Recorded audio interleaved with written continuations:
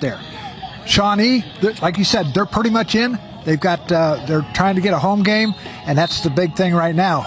Dave Maddox, he's got these guys running on all cylinders. So this should be a good ball game. And I tell you what, you and I both talked to the kids yesterday. Yes. They are really psyched up for this game. They definitely are. Preble Shawnee, of course, trying to continue that streak of home teams performing well on Thursday Night Lights and add another win to that column, while Tri-County North trying to win on the road, just like National Trail did a couple weeks ago, the last time we had a WOAC matchup back in Week 5. In the meantime, we'll send it to our third member of the broadcast team. Say good evening to Tej Joshi. Hi, Tej. Hey guys, how you doing? Tri-County North is warming up right behind me, and as Doug just mentioned, they are also very psyched up tonight. A lot of energy on the sidelines. Now, for the home team, Preble Shawnee, it's actually a homecoming for them tonight. I'm going to do my best to keep everyone at home updated on a lot of the homecoming festivities we are going to see tonight and bring you some of the energy that's going to be in the stadium here and bring it to you on your television set at home. Of course, it is a crisp fall night tonight, and for a full game forecast, let's check in with Chief Meteorologist Natalie Walters.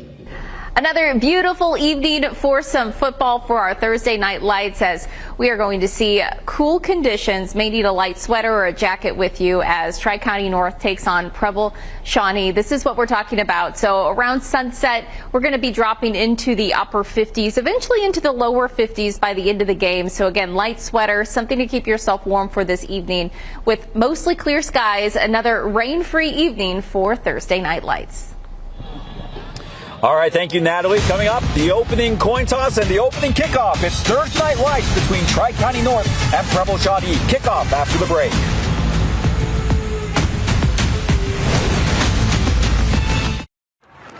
Gentlemen, got a coin here. This is heads. This is tails.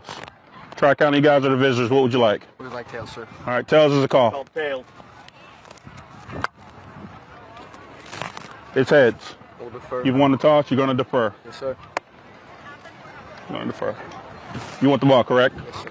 Which end would you like to defend? I'll defend this end. All right, go ahead and swing that way. You guys swing this way. We'll receive. All right, guys, shake hands one more time. Good luck. That was referee Ray Bradshaw conducting the Donato's coin toss. As you saw, Preble Shawnee won and deferred, so Tri-County North will have the ball. They will be going right to left across your screen. That means they will be going to the north end zone. Preble Shawnee is headed to the south end zone. Glad you could join us for this Week 7 matchup of Thursday Night Lights between Preble Shawnee and the Tri-County North Panthers. Go ahead. Back to kick is Colton Schroeder. It's Wright and Schulte, brought to you by Wright and Schulte, and the kick taken at the 26-yard line. That's where Tri-County North will have their opening drive of the contest. They weren't going to take any chances. Tri-County or Preble Shawnee was sending it all the way down. There's the starters for North. Starting on it, brought to you by Premier Health. You see Paul Lipari anchoring the Tri-County North offensive line. He's a freshman. A lot of underclassmen on this Tri-County North roster. Logan Flory, the quarterback, is only a junior. John Shirley, the running back, just one of two seniors on the Panther roster in 2022. So a lot of youth that Trey Smither has to work with in his first season in Lewisburg.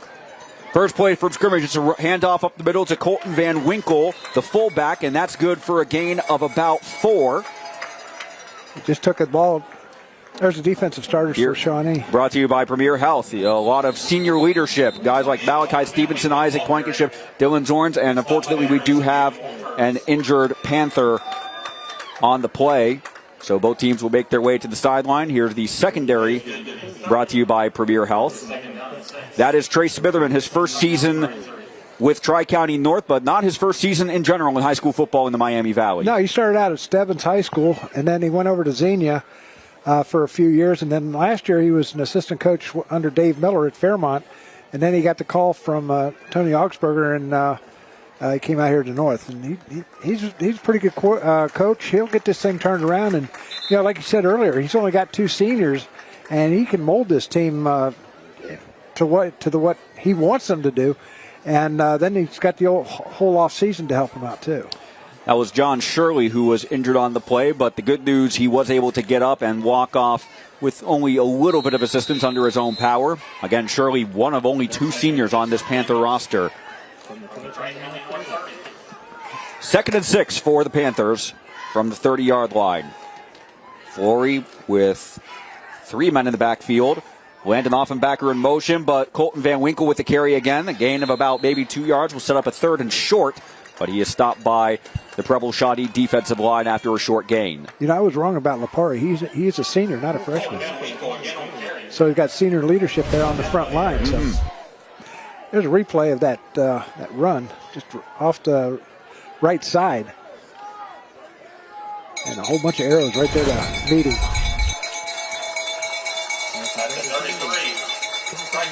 So here's something that Coach Smitherman has said has been an issue. Responding to adversity, it's not too early to say, 3rd down, not necessarily a situation you want to be in, but a handoff up the middle to Van Winkle. He looks like he may have enough. He's got the 1st down. He's close to it. Yep, they're calling for They're not even needing to measure.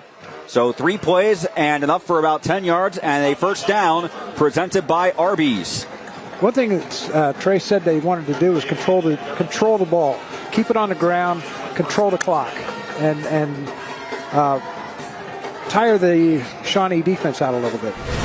And on an earlier thought, we were saying, in the opening stages of games, they were able to play well, he says. When they fell behind, even 7-0, definitely 14-0, that's when they started to go into panic mode. Right now, because it's still the opening stages of the game, right now they're in a little bit better mindset. As Flory on the fake QB keeper, good enough for maybe 2.5 yards before he is stopped just shy of the 40-yard line.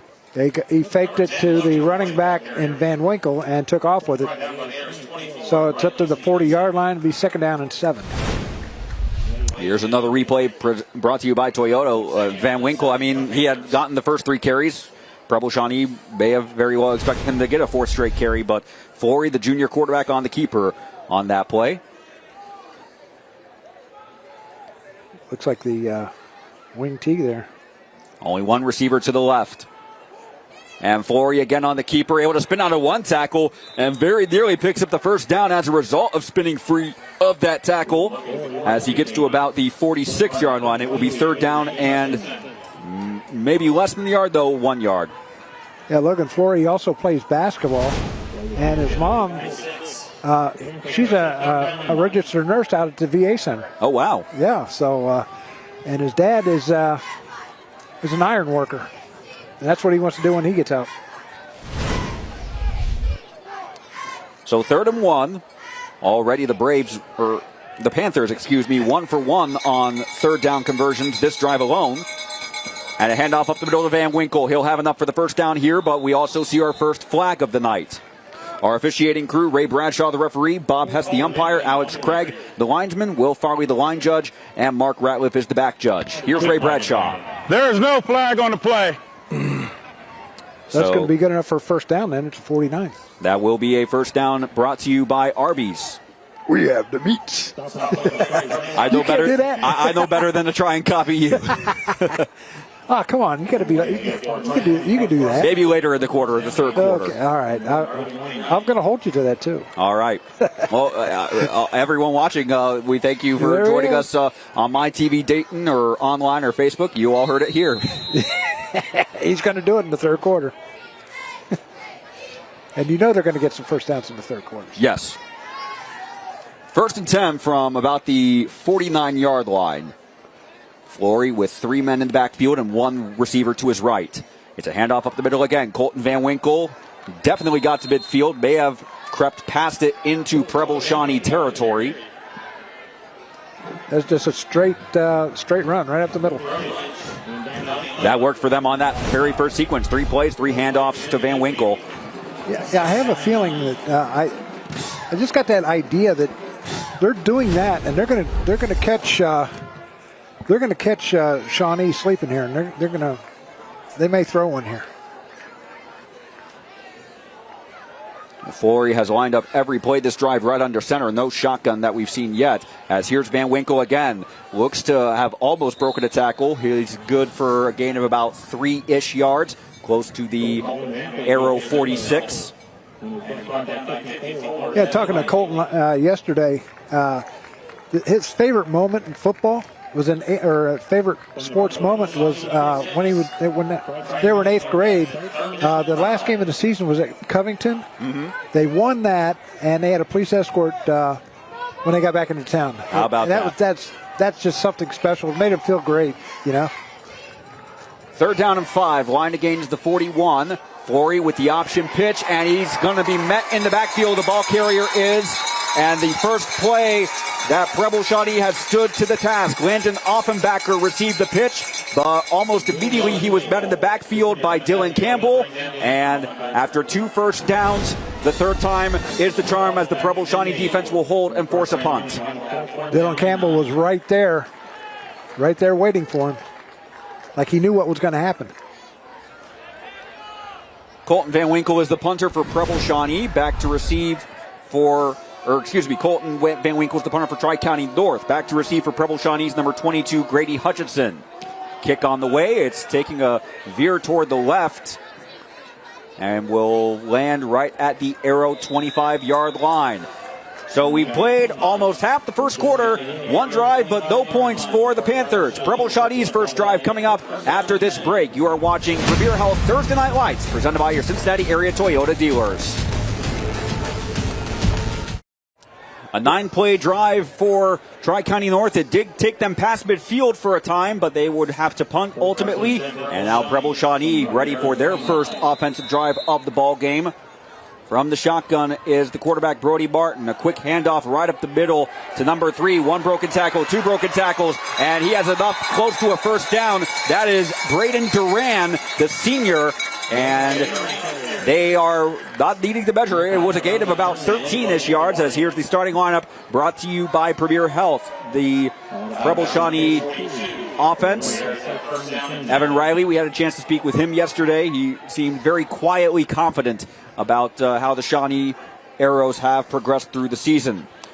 On first down, Duran, another handoff and almost broke a tackle. That's John Shirley, who has returned to the game after he took a quick little hit, had to walk off the field after the first play from scrimmage, but he's back. Here's the Tri-County North defensive starters, brought to you by Premier Health. There was a situation that Coach Trey Smither was saying it was a lot of 11 players playing both sides. He's only down to about 4 or 5 now, but still there will be players seeing a lot of action on the gridiron tonight. And they just pulled him off sides, I think, unless there was a jumped. Malachi Stevenson was the man in motion, and did the bait work, or the left end moved? Will it backfire? Yep, the bait worked. Dead ball, encroachment on a defense number 15. 5 yards, 2nd down. So that will take Preble Shawnee past the 50. Both drives, these opening drives going past the 50. So yeah, most of the front line there, most of the defensive front line moved on the cadence. Call it gamesmanship, but Stevenson was able to draw the flag for the offside. Yep. This is Brody Martin looking left and looking downfield to an open man. It is caught by Malachi Stevenson. Touchdown, Preble Shawnee. 49-yard pass. A 49-yard touchdown brought to you by Donato's, and the Arrows strike first.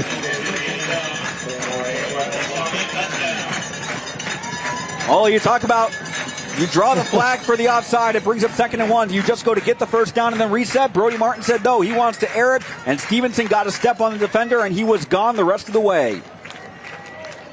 There's the extra point. Brody Martin to hold. Kick is on the way from Colton Schroeder. It is good.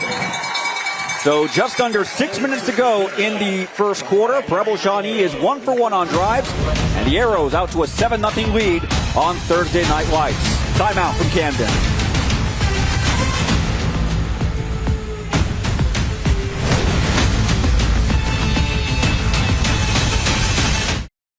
Welcome back to Premier Health Thursday Night Lights, presented by your Cincinnati area Toyota dealers. Preble Shawnee out to a 7-0 lead on a 49-yard touchdown pass from Brody Martin to Malachi Stevenson. It comes just about 6-ish minutes into the contest, so Tri-County North had a good drive going past midfield, but they have to punt. Preble Shawnee goes past midfield, and their drive ends with a touchdown. Now can the Panthers respond on their second drive? This is going to take a couple of hops before eventually being recovered by Colton Van Winkle at the 20-yard line. Almost a scary situation. The kickoff brought to you by Wright and Schulte, but Tri-County North will get the ball for their second drive. He didn't want to take a chance of, because the Shawnee Arrows were bearing down on him big time, so he didn't want to get clobbered. Here's a quick look at the scoring summary. That was Malachi Stevenson on the reception, brought to you by Rand Associates. Brody Martin, first touchdown pass of the night. And now we spoke with Trey Smither yesterday. When they are level up the score or just one score behind, they have confidence. It's when they've gotten 2 scores or 3 scores behind that they've started to lose confidence and go more into a panic mode. Now this is going to be a very critical drive already in the opening stages of the game. 5:38 to go in the first quarter. First play of the drive looked like a Logan Flory QB keeper, but the Preble Shawnee defense not fooled. Multiple players involved in the tackle, including Aiden Walters and Dylan Campbell. Dylan Campbell, his mom is the principal here at Shawnee High School, and his dad works down at Edgewood High School in the STEM department, teacher in the STEM. John McKnight also on the tackle. You see there, number 52 for the Arrows. So it is 2nd down and 11. Van Winkle, the lone man directly behind Flory. Offenbacker in motion. Van Winkle gets the handoff and had a slight hole, enough for a gain of roughly 8. So it will make 3rd down and short, certainly more manageable than 3rd and 11. Oh, yeah. And the way they're running the ball, if you give it to Van Winkle up the middle, like here, little bit up, just off right guard. And that was the bread and butter of the first drive. Exactly. That's what they need to go back to. Until Preble Shawnee can stop it, they should keep going back to it. If it ain't broke, don't fix it. Exactly. And we spoke with Van Winkle yesterday. He said there was a quiet confidence he exuded a quiet confidence about this Panther team. And like we said in the open, both these schools are just excited to be on Thursday Night Lights. That adrenaline's flowing big time. 3rd down and 2, line of gains 30. Van Winkle has that, and he looks to be about the 32-yard line, so a pickup of 4, and that will bring up a Tri-County North first down, their 3rd of the night, brought to you by Arby's. That's exactly what they needed. That they can build that confidence as if they keep moving down and get a score, maybe get a break and a good pickup of yardage from Van Winkle. They have not been held scoreless so far this season. Even with the 5 losses, they have been able to find the end zone at least once in every game. On first down from the 32, this is a QB keeper from Flory, and he was quickly met at the line of scrimmage by number 60. Looks like he picked up about 3, though. He was able to manage a short gain out of it, indeed. Just a quarterback keeper, trying to see if Shawnee was sleeping or not. See those emblems on the Shawnee helmets? Looks like there it is. Looks like Kansas City Chiefs, right? Yes, they do. I got a sister who lives out in Lebanon, Missouri. She's a big Chiefs fan. I know she's looking forward in a couple of weeks when they travel to Cincinnati. I believe they are coming to Cincinnati. It's not the Bengals going there. 2nd down, Colton Van Winkle handoff running up the right side, and he is able to manage about a 2-yard gain out of that, so it will bring down 3rd and roughly 5 as the clock continues to run. Already under 3 minutes to go in the first quarter. Again, this is only Tri-County North's 2nd drive of the game. Well, they held on to the ball for almost about 5 minutes and 40 seconds earlier in this quarter. Like I said, that's what Trace wants to do, is control the clock. And that's what they're doing, keeping it on the ground and 3 yards in a cloud of dust. And unless I'm wrong, I don't think they've attempted the pass yet. No, they haven't. Has not. 3rd down, line to gain is the Panther 42-yard line. Play clocks are now off for some reason. Flory thought about handing off to Van Winkle and decided to keep it at the last minute. He might have 1-yard gain, but it's still going to be 4th down regardless, as the clock is now under 2 minutes to go in the first.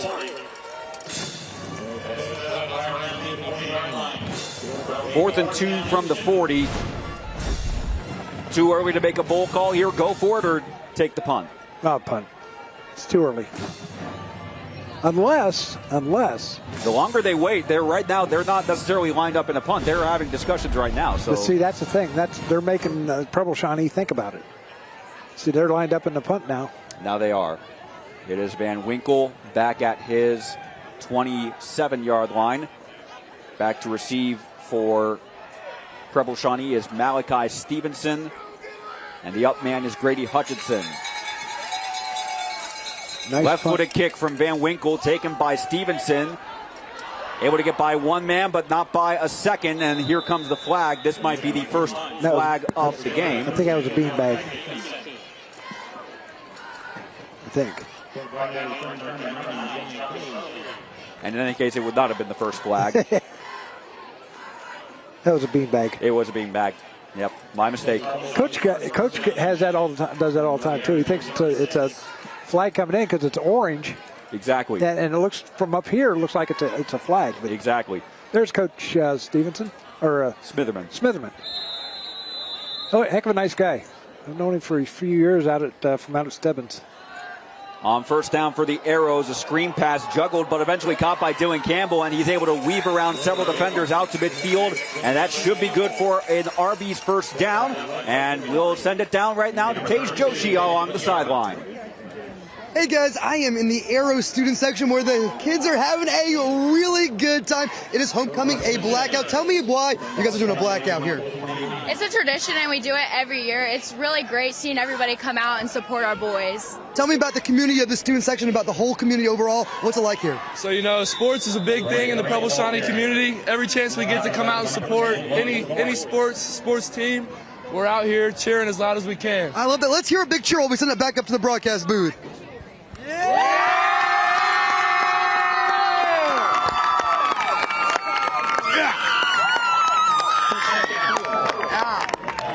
Back up to you guys in the broadcast booth. Thank you so much. This place is packed too on this side. It is very well packed on this side. The Preble Shawnee community making their presence known as second down and 4 upcoming from inside the 45-yard line. It's a handoff to Grady Hutchison. Able to break off one tackle and get a first down. Might have it inside the 30. He does. So another Preble Shawnee first down brought to you by Arby's, as the clock is now under a minute to go in the first quarter.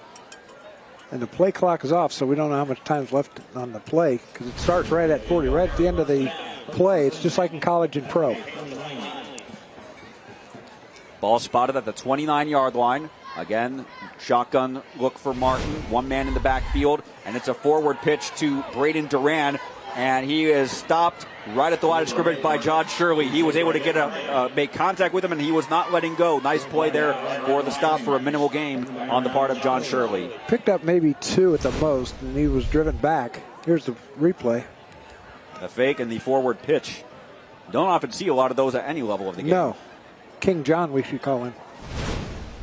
I think or King Braden. Looking to the sideline as we're now under 10 seconds to go. I don't think they have to call another play if they don't want to. They're not going to call another play, and that's going to do it. So 1 quarter in the books, and Preble Shawnee out to a 7-0 lead after one drive resulting in a touchdown, and they are on the move for their second drive. You're watching Thursday Night Lights, presented by Cincinnati area Toyota dealers.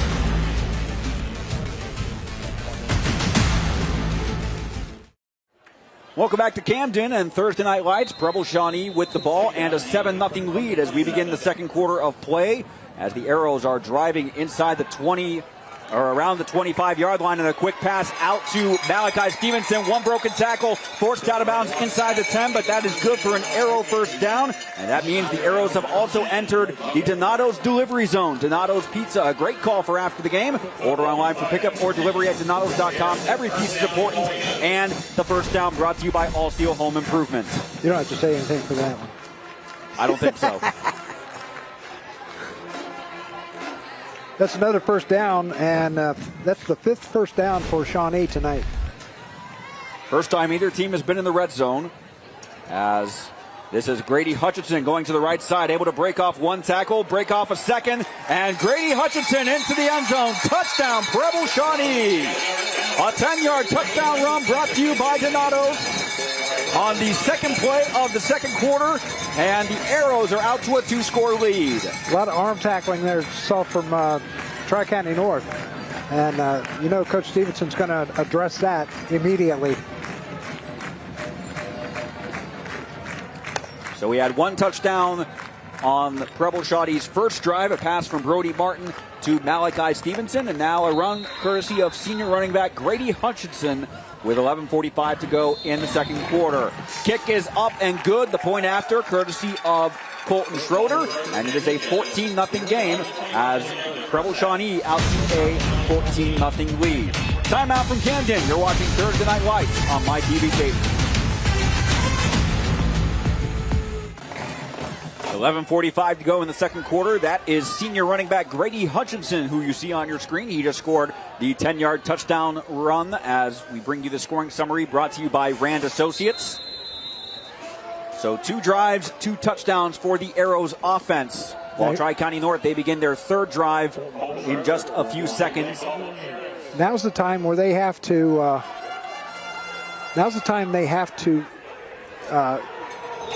Get better. Yes. You know, they get down on themselves. They can't do that, especially tonight against Shawnee. They can't do that, or it's going to be a running clock in the second half. The Panthers were able to get several first downs on their first 2 drives. They did get past midfield on their opening drive of the contest before eventually being forced to punt. Tri-County North right now, they were tied for 19th in Region 28. Yes, tied for 19th along with Mississinawa Valley. And they got to get ahead of Troy Christian, Riverview East, and St. Henry to get in. And, of course, looking up how they did last year, the bitter taste of how last year ended. I'll bring that up after this play. As Flory on the QB keeper, and he's instantly met behind the line of scrimmage. That's going to set up 2nd and long for the Panther offense. Panthers were 4-5 entering last season.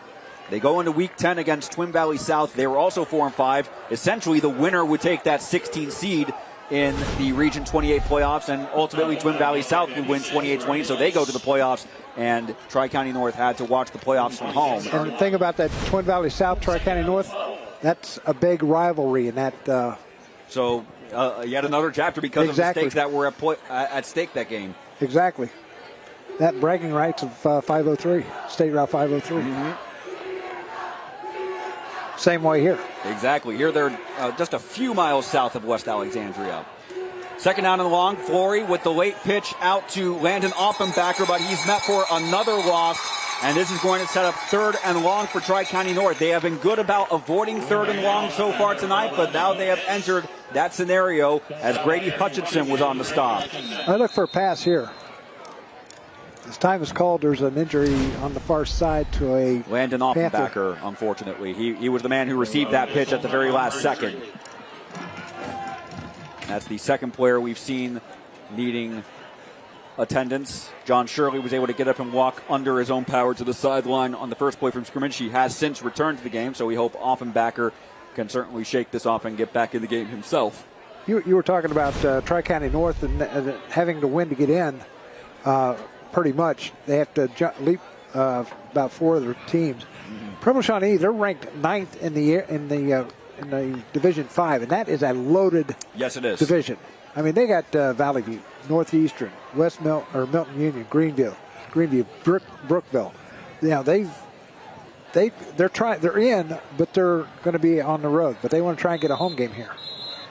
And you never know with the rankings because last I saw, Milton Union was behind Valley View last I checked. Yeah. And Milton Union won at Valley View Week 2. Yeah. So it all depends on who you play, basically.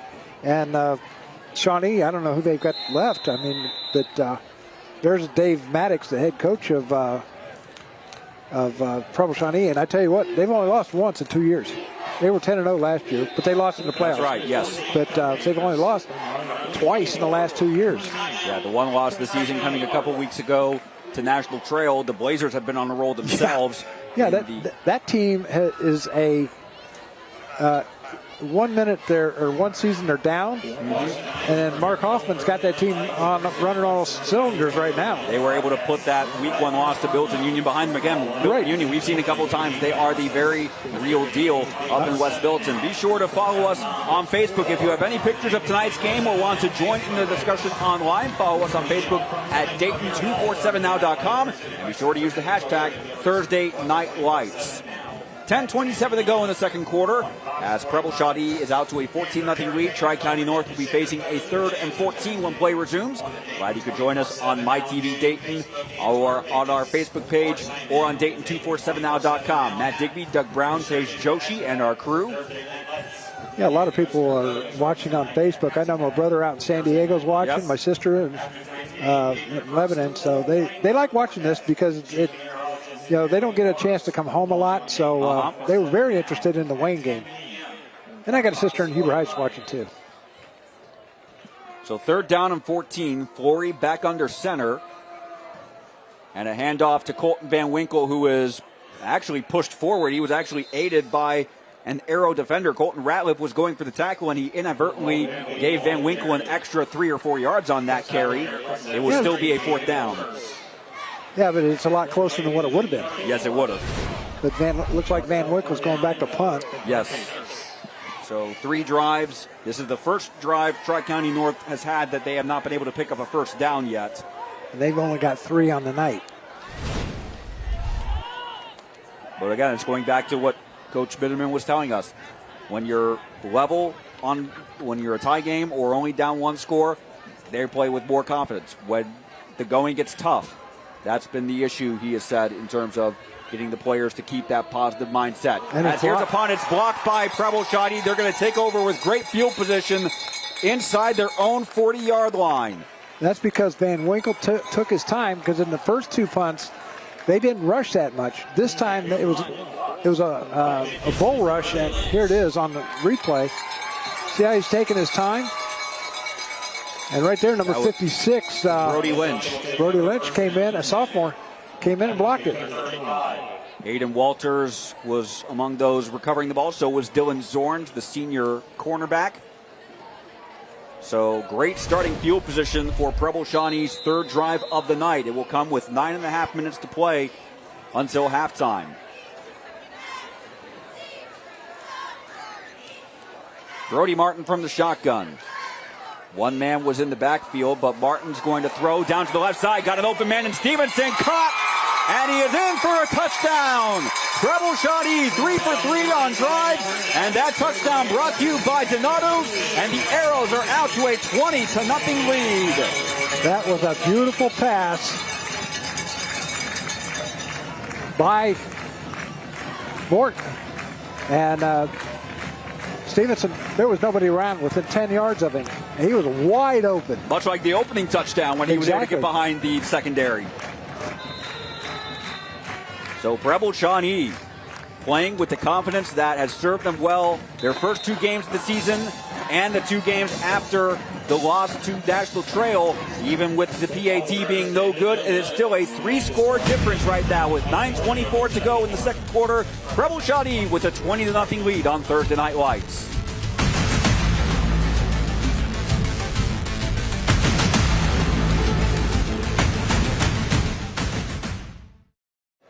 There's the man right there. Malachi Stevenson, the senior wide receiver defensive back who has 2 touchdown catches from Brody Martin. The scoring summary brought to you by Rand Associates, a 35-yard reception. So the touchdown plays alone, Stevenson has had now 49 and now 35. So 2 catches. I believe he's had more than just the 2, but 84 yards worth of touchdown catches. This kickoff brought to you by Wright and Schulte. There you go. 9:24 to go to halftime. Preble Shawnee with a 20-0 lead. Tri-County North trying to get some offensive momentum going in their favor on their 4th drive of the night. As this kickoff will angle towards the sideline, and falling on it is number... It's Logan Flory. Oh, that was Flory. Yeah. Now's the time where they have to pick it up. Dig deep. Dig deep and come back and try to do the best they can, try and get to the end zone. They can run it and keep running it. They have had success with Colton Van Winkle, especially in the beginning of the contest when the Preble Shawnee defense wasn't quite sure what to expect. Now that Preble Shawnee has figured out, Van Winkle has maybe been plan A. Now Tri-County North needs to look more for a plan B or a plan C. This is Flory on the handoff up the middle. Good for a gain of maybe 1. It is Colton Van Winkle on the carry again. He has been the workhorse for the Panther offense tonight. Dave Maddox shouting instructions to the Arrow defense.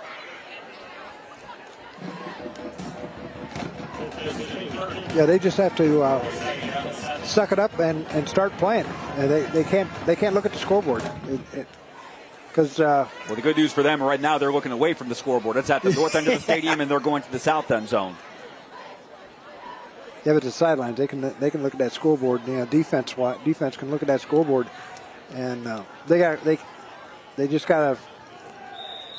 On 2nd down and 7, the carry up the middle. I believe that was the first time we've seen Flory from the shotgun. Yeah. Here's the handoff. It's usually like. It was Van Winkle again. 3 yards in a cloud of dust right up the middle, you know. And you would think that Preble Shawnee is looking for it now. Tri-County North with a 3rd and 5. They have 3 first downs, but those all occurred in the first quarter. They have not gotten the first down yet in the second, and they will not be able to pick one up here. Van Winkle on the carry again, but again, Van Winkle, he was effective for the first couple of drives. He was likely viewed as plan A. Preble Shawnee has quickly figured out plan A, so now the Panthers need to figure out a plan B or even a plan C as well. The eyes in the sky told him, hey, he's going to run up the middle. Run right off right tackle, left tackle. In between the 2 tackles, they're going to run up the middle there. And so Preble Shawnee's ready for it.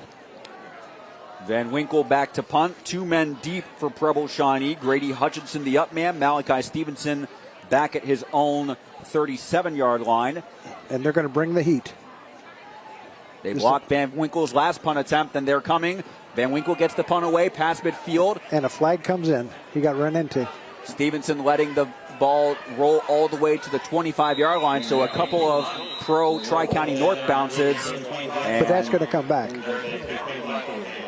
Brody Lynch signaling himself. Personal foul. Roughing the kicker on the defense, number 58.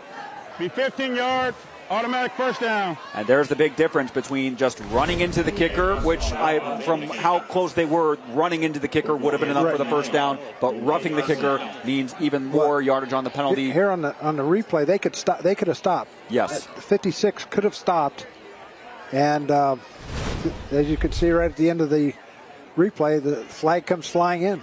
So this is what they need. Maybe this is a shot in the arm that North needs. So Logan Flory talking with Trey Smitherman because the Panthers' drive is officially not over yet. Exactly.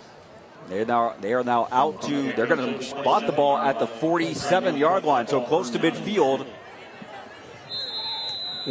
Like I said, maybe that's the shot in the arm that they needed. 7:08 to go to halftime.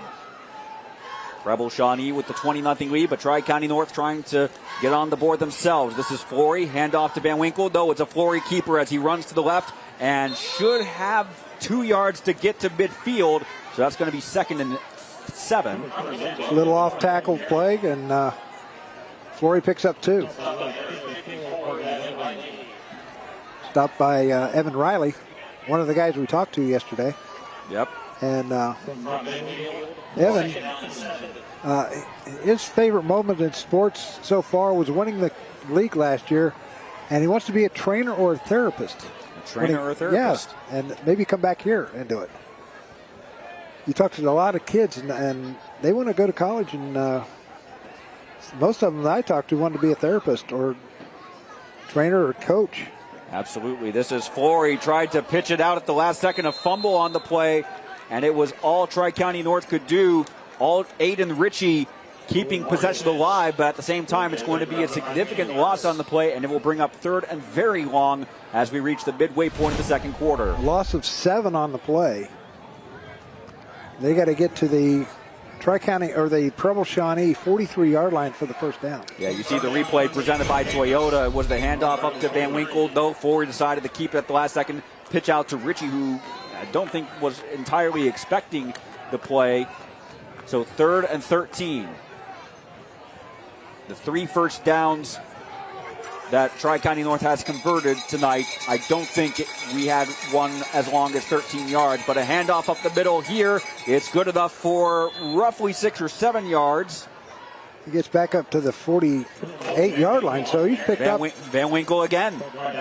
He picked up quite a bit on that one. About half of the yardage needed. Back on the... Now, here's where I would think they would go for it. You're in Shawnee territory, and you just had a good run by Van Winkle. Now this time you busted outside because they're waiting for it on the inside. If you bust it to the outside, and they're going to go for it. It might catch Preble Shawnee off guard. That's right. I don't think Flory has attempted a pass tonight. Maybe now might be where we see a pass attempt for the first time on the part of the Panther offense. Here he comes. 4th down and 5. Flory drops back. Pass complete to Shirley. He's got the first down. He marked forward progress. It looks like they have enough. It is a first down. So high risk, high reward by Trey Smitherman. And that's good enough for an all-seal improvement first down for the Panthers. Their 4th of the night, their 1st of the quarter. And the first pass of the night. And they are 1 for 1 on passes tonight. Exactly. He was wide. He wasn't wide open, but he was open enough to catch the ball. It was always that situation. Just make sure you get the first down. Worry about what happens after you get the first down. And like I said, that little roughing the kicker call could have lit a fire under him. It could have. And this is what they actually needed. A good drive. This is Van Winkle running up the right side, close to the 41-yard line. So a gain of about 2.5. 2nd down coming up. They're just running off the right side and running on the left side. They're running between the tackles right now. And like you were saying, and we spoke with Coach Smitherman yesterday, chewing up the clock. We're now under 4 minutes to go until halftime. And Preble Shawnee, the way their offense has been playing, they're 3 for 3 on touchdown drives. Exactly. So they want to hold on to it as long as they can to keep the arrows from getting the ball and then possibly putting it in the end zone again. If you think about it, it was that missed extra point maybe that gave him the shot. It could. And then, It did not look deflected to me, that extra point. It just happened to sail off wide of the target. 2nd down, handoff up the middle of Van Winkle. He is good for about 2 yards before being met and given forward progress at the Preble Shawnee 39-yard line. Panthers do have 2 timeouts. Arrows do have all 3 as we close in on 3 minutes to go until halftime. 3rd and 6. I would say another run up the middle for Van Winkle again. Or maybe they should bust it outside. Well, last time they tried the Van Winkle run on 3rd and 13, he got about 8 yards. Another 8-yard run here will be good enough for a first down. Again, keep that clock moving, keep the time of possession. 1 man in the backfield right beneath Flory as he drops back. His 2nd pass attempt of the night. He's going deep downfield and was looking for his tight end, John Shirley, but he may have gotten a little overexcited. Shirley was covered well, but the pass was beyond everyone's reach, so it's 4th down and 6. They weren't ready for that pass, but I don't think Shirley was either. He was maybe expecting a lower trajectory over the middle of the field. And I think Isaac Blankenship was in coverage for the Arrows. I think the quarterback from North was waiting for him to cut up field because he was just going across. I think the play was supposed to go up the field. Well, 4th down and 6. And they're going to go for it again. Looks like they are going for it. They just converted the first down just a few minutes ago, so they're 1 for 1 on the night. Can they go 2 for 2? Line to gain is the Preble Shawnee 33-yard line, and now we have a stoppage. Timeout called by Tri-County North. That'll be their first. Timeout. Second. Tri-County North. Second. That's their 2nd charge timeout of the half. Let's go down to the sideline. Here is Tej Joshi. Hi, Tej. Hey guys, behind me is the Preble Shawnee concession stand. The line is very long, and a big reason why is because of this thing. This is the Arrow potato. It's been a specialty of food at their concession stand for over 20 years. This thing's a giant potato, pulled pork, jalapenos, sour cream, and nacho cheese. Talked to some high schoolers. A bunch of them are getting ready to order. And I talked to some alumni who lived in the area for their whole lives, and this is one of their favorite things to order. Back to you guys up in the broadcast booth. The Arrow potato. Is that a must-try in not your me. book? No, not me. Because jalapeno in it. I cannot handle the hot stuff. The second he said jalapeno, I was like, no, thank you. It looks good, though. It does. And if it's been here for over 20 years, it must be good because they do have a line over there. As big as that line has been. And there it is right there. It's not just been since the game started, even in the pregame. Right. You had a hard time going to the restroom there because it's right next to it. So, but that's small town football. Yes, it is. You know, and you got a good crowd from Tri-County North. You're going to have to drive down 503 from Lewisburg, and now they're watching their Panthers go for it on 4th and 6, having just converted a 4th and 5 not too long ago. This very same drive, actually. But Flory under center, looking back to throw, looking to his left, now forced to scramble right. Being pursued by multiple defenders, throwing downfield, and it is caught for a Panther touchdown. What a play by Logan Flory to find the open man, threading the needle. Garrett Hutchison for a Donato's touchdown. My goodness, that's the play of the game so far. Yes, and you talk about a shot in the arm. That just gave them, they know that they can score on Preble Shawnee now.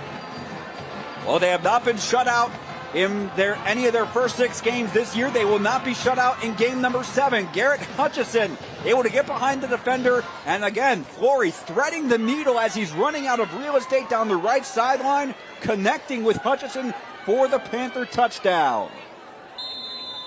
On to attempt the extra point for the Panthers is Madison Jeffers, who also plays soccer for Tri-County North. Kick is on the way, and it is good.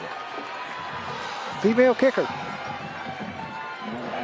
So a little over 2:20 to go in the first half as 2 fourth down conversions, including a 39-yard pass from Logan Flory, getting it off just in time and through the open arms of a Preble Shawnee defender. Ready and waiting was Garrett Hutchison, the junior wide receiver. You talk about literally threading a needle. That was Dylan Zorns who was in coverage, had a great chance at breaking the play up for the Arrows. Here it is from ground level. He just got flushed out of the pocket, went to his right, and that's the best way to throw it. It's coming from the right side, and he got him. That's an outstanding play. Yes. Regardless of who wins, I think that is a top contender right now, in my opinion, the leading contender for play of the game. That one and Morton's pass to Stevenson, 49 yards. Those are the 2 top plays right now, I think. There's the summary, a 39-yard pass reception. Scoring summary brought to you by Rand Associates. Again, those were the first 2 passes of the night. They only throw on 4th downs, but one's a completion for a first down, pass midfield, and then the 39-yard pass from Flory to Garrett Hutchison. Now we'll see if they're going to pass even more. They've been successful. They're a 2 for 2. Yeah, for 44 yards and a touchdown. To see what Madison Jeffords can do on the kickoff. They were practicing. She was practicing while the other guys were running plays. She was off to the side practicing her onside kicks. So we'll see what happens here. This kickoff brought to you by Wright and Schulte. So Preble Shawnee will have at least one more drive before halftime. It's taken by the up man, quickly past the 30, close to the 40-yard line on the far sideline. That was Dylan Zorns on the return. So the Arrows taking over with great field position with about 2:20 to go until the break. And you know, Madison Jeffers on that kickoff, she was right in the middle of that thing. She's not going to back off. So Preble Shawnee 3 for 3 on drives. This is their 4th of the night. They've had touchdowns so far, and they certainly have enough time to go down the field, get another. I don't think Dave Maddox is going to want to run the clock here and chew up some time. No. They want to go for another score if they have the time to do so. Swing pass out to the left side. It is complete to Stevenson. One broken tackle out to the sideline. My apologies, that was Duran on the reception, not Stevenson. And Duran has it up for a first down past midfield. So the Arrows. Their 6th first down. So the Arrows past the 50. And once again, and here's the replay, you're going to see a bunch of arm tackling by Tri-County North. There's one. There's 2, but he got him down. Martin looking downfield again. It is in. Oh, my goodness. It is Malachi Stevenson. 3rd time touchdown for Preble Shawnee, brought to you by Donato's. That's another 49-yard pass from Morton to Stevenson. Well, this second quarter has taken the turn. That is the third touchdown pass to Stevenson in this game. He had a 35-yarder and now two 49-yarders. And that's the fourth touchdown of the quarter. Preble Shawnee has scored 3, Tri-County North with 1. With 2:05 to go until halftime. Just 20 seconds off the clock. Colton Schroeder on to attempt the extra point. And again, this one is no good. So the last 2 extra point attempts have been no good for Preble Shawnee. How much will that come back to affect the game when all is said and done when we get into the fourth quarter? It is a 19-point game instead of 20 or 21. Here's the pass again, perfectly dropped on a dime, caught in stride for Malachi Stevenson. He has just been in the right place at the right time on all of his receptions from Brody Martin. So it's just, North, they know that they can pass on this team. They know that they can score. But now they're down by 19 once again. And now they got to come back again and try to get that shot in the arm again. And they only have one timeout to do so. They were able to use the timeout to their advantage in their previous drive. As coming up at halftime, brought to you by Wright and Schulte. It's the Thursday Night Lights halftime show. We'll have interviews with school administrators and Jeff Schmidt, Auto Group Scholar Athletes of the Week, the plaque presentation. And also want to give an early shout out to the homecoming king and queen for Preble Shawnee in 2022, Braden Duran, and the queen, Casey Lyon.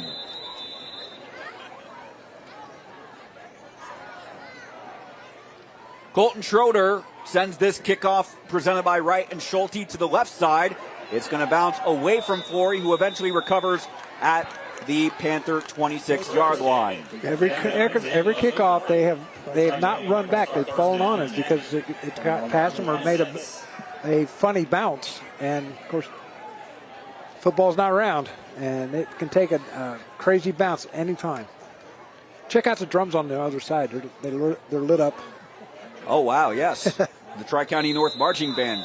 Yes, yeah, you can see them on the screen. If that is not a visual illusion. Those are actual lit up drums. That's a first for me that I've seen that. Was it a couple of weeks ago? Maybe it was at Central State. One of the drummers was upside down. Flory goes down again. Flory tackled for a loss on the play. It will be back on the other side of the 20-yard line, and that's going to be a timeout. And actually, a Preble Shawnee player's down and needs to have medical attention. Once again, the trainers are out there right away. As you can see them coming in, and they do a heck of a job. And I keep saying every broadcast that I do on radio and also here, they do a heck of a job. They're out there in case a kid is in distress or something like that. I was doing a game at Stebbins one time, and a kid was hit head on from a running back. And this was before targeting rules were in place. Right. Well, no, they actually hit head to head. Oh, they did? Yeah. Yep. In the meantime, if you have any pictures of tonight's game or want to join in on the discussion online, be sure to follow us on Twitter at Dayton247now and use the hashtag Thursday Night Lights. Yeah, I was... this girl was out there in a New York Minute, and with that being a head injury, she didn't know. Extra cautious. Extra cautious, and she was, because she put her knees right on his head, and so he didn't move it. And she was taking off his helmet and his uniform and pads and everything like that. The kid was okay, but she didn't know it at the time. And the trainers, both college, high school, pro, it doesn't matter. They're out there. They really don't want to work during the game, but they will if they have to, and they had to this time. And that's Donnie Ledford being helped to his feet, and he is able to walk off, albeit with some help under his own power. You just saw a preview of our Week 8 contest coming up. It will be a GWAC matchup when Beaver Creek goes to Miamisburg. That's going to be a game with huge implications in terms of the Region 2 playoffs. Beaver Creek and Miamisburg both right now just outside that top 16 bubble. A win could very easily be the difference between who goes to the playoffs and who stays home. Exactly, and that GWAC, Very, very tough. Yes, it Probably is. the toughest Division I conference in the state of Ohio. You think you guys will have to stay overnight in a hotel on that one? I don't think so. On 2nd and 13, it is Flory. A handoff up the middle to Colton Van Winkle, only a short gain, and Tri-County North may have called their final timeout. No, Shawnee called timeout. So they're going to try to get the ball back because we have third and long upcoming for the Panther offense. Yeah, next week, Beaver Creek and Miamisburg. That's going to be a good one because anything can happen because we saw Centerville and Springfield the first couple weeks they looked unstoppable, but then Centerville, they had to call it a collapse or call it whatever you want, but Springboro with a heck of a comeback to win, and then Springfield also losing on, to Fairmont. To Fairmont last week. And then 2 weeks ago, we have Fairmont with a strong lead against Springboro, 13-0 at halftime. I show up at halftime, and Springboro comes from behind to get the win. There you see the lights, the no optical illusions. Doug and I were not exaggerating. Yeah, they got it on both sides, too. I think we're on the... If you don't call them lights, I'd be fascinated to hear what you do call them. With Beaver Creek and Miamisburg, Lance Snyder has trying to turn that program down, turn them around down in Miamisburg, and he's doing so. And Marcus Colvin comes from CJ to Beaver Creek. They've already got more wins this year than they did last year. As Andre Johnson, my predecessor, was telling me, they hadn't won a game at all last year. They hadn't won in almost 2 years. Right. They did win weeks 2 and 3. So already a much improved 2022. Don't count Beaver Creek out in the future because he's going to turn that thing around big time. They certainly have a big opportunity tomorrow night when they host Centerville. Oh, yeah. Here's Flory under center on 3rd and long. Met at the line of scrimmage, but he got the handoff in time to Van Winkle. Enough for a short gain, but it's going to bring up 4th and long. So with 1:20 and counting, now the clock is stopped. Another timeout. Shawnee calls it their second timeout. Here's the replay off the left tackle, and he was met right there at the line of scrimmage. So 4th down, your most recent drive, you get 3 key breaks. The first 4th down opportunity, they originally punted, but they ended up getting a first down because of a roughing the kicker penalty. Right. Second 4th down, about 6 to go, they just get it. The throw, enough for the first down, complete pass from Flory to John Shirley. And then a third 4th down, all the way well inside Preble Shawnee territory. They go for it. Flory scrambles to his right, puts up a deep ball, threading it through the arms of a defender who is not able to make contact, break up the play. And right there waiting to make the catch is Garrett Hutchison, who makes the touchdown, the lone score of the night for the Panthers. But it looks like Van Winkle is back to punt for Tri-County North with 1:23 to go until halftime. There's a good crowd on hand. Looks like that one girl in the front's a little bit chilly. The white blanket there. It's supposed to be a blackout. She's wearing white. All right. Well, the blanket can be white. Well, yeah, okay. Van Winkle to punt. 2 men back for Nice Preble punt. Shawnee, Hutchinson and Stevenson. It's Stevenson quickly past the 40 out to the 45-yard line, and he will be stopped with just over 1:10 to go in the second quarter. 1:14 to go until halftime. No doubt in your mind, Dave Maddox is going for another touchdown here. Definitely. They want to get that home. They want to try and get as many computer points as possible. They may not get a lot against North, but they're going to get enough that they can move up into the standings. And in that Division 5, that is just loaded.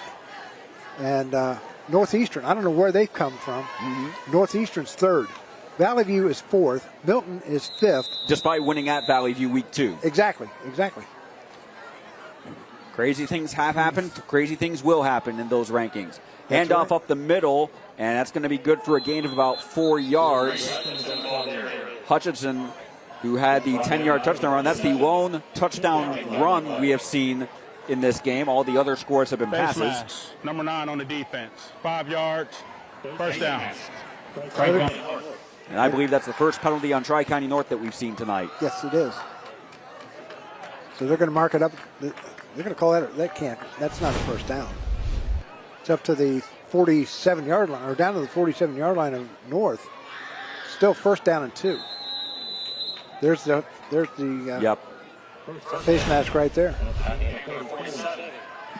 Quick pass out to Braden Duran, who was juggling it and ultimately falls incomplete. You look to have a step on the defender to maybe get the first down before the pass fell incomplete. Yeah, and that was a forward pass. But you look at it this way, and that could have, if North would have thought about it, they probably could have picked that up and took off. But they didn't. But it was a forward pass and it was incomplete. I think they knew it was a forward pass.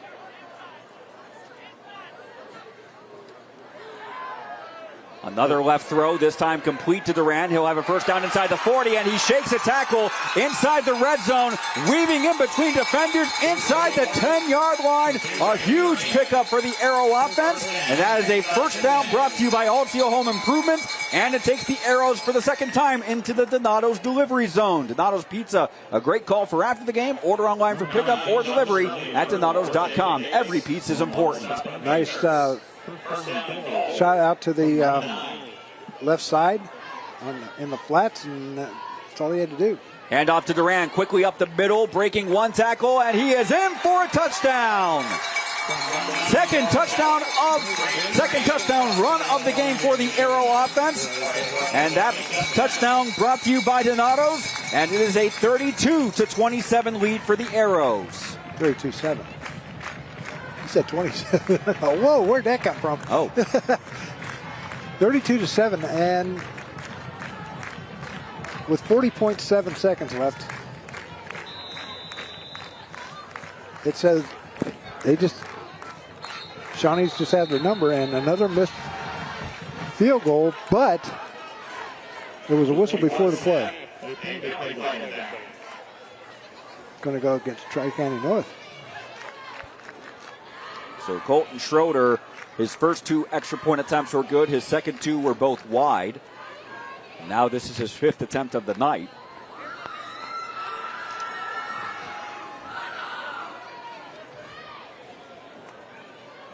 So a 9-yard touchdown run by Braden Duran. That is the shortest touchdown we have had tonight. The touchdowns, 49-yard pass, 10-yard run, 35-yard Dead pass, ball. 39-yard. Encroachment on the defense. Half the distance. We'll retry for extra points. So to repeat, the touchdowns we've had tonight, 49-yard pass, 10-yard run, 35-yard pass, 39-yard pass, 49-yard pass, and now a 9-yard run. But Tri-County North is going to get the ball back for the last 40.7 seconds left, and we'll see what they can do with it. I would think if they were thinking about it, they could pass.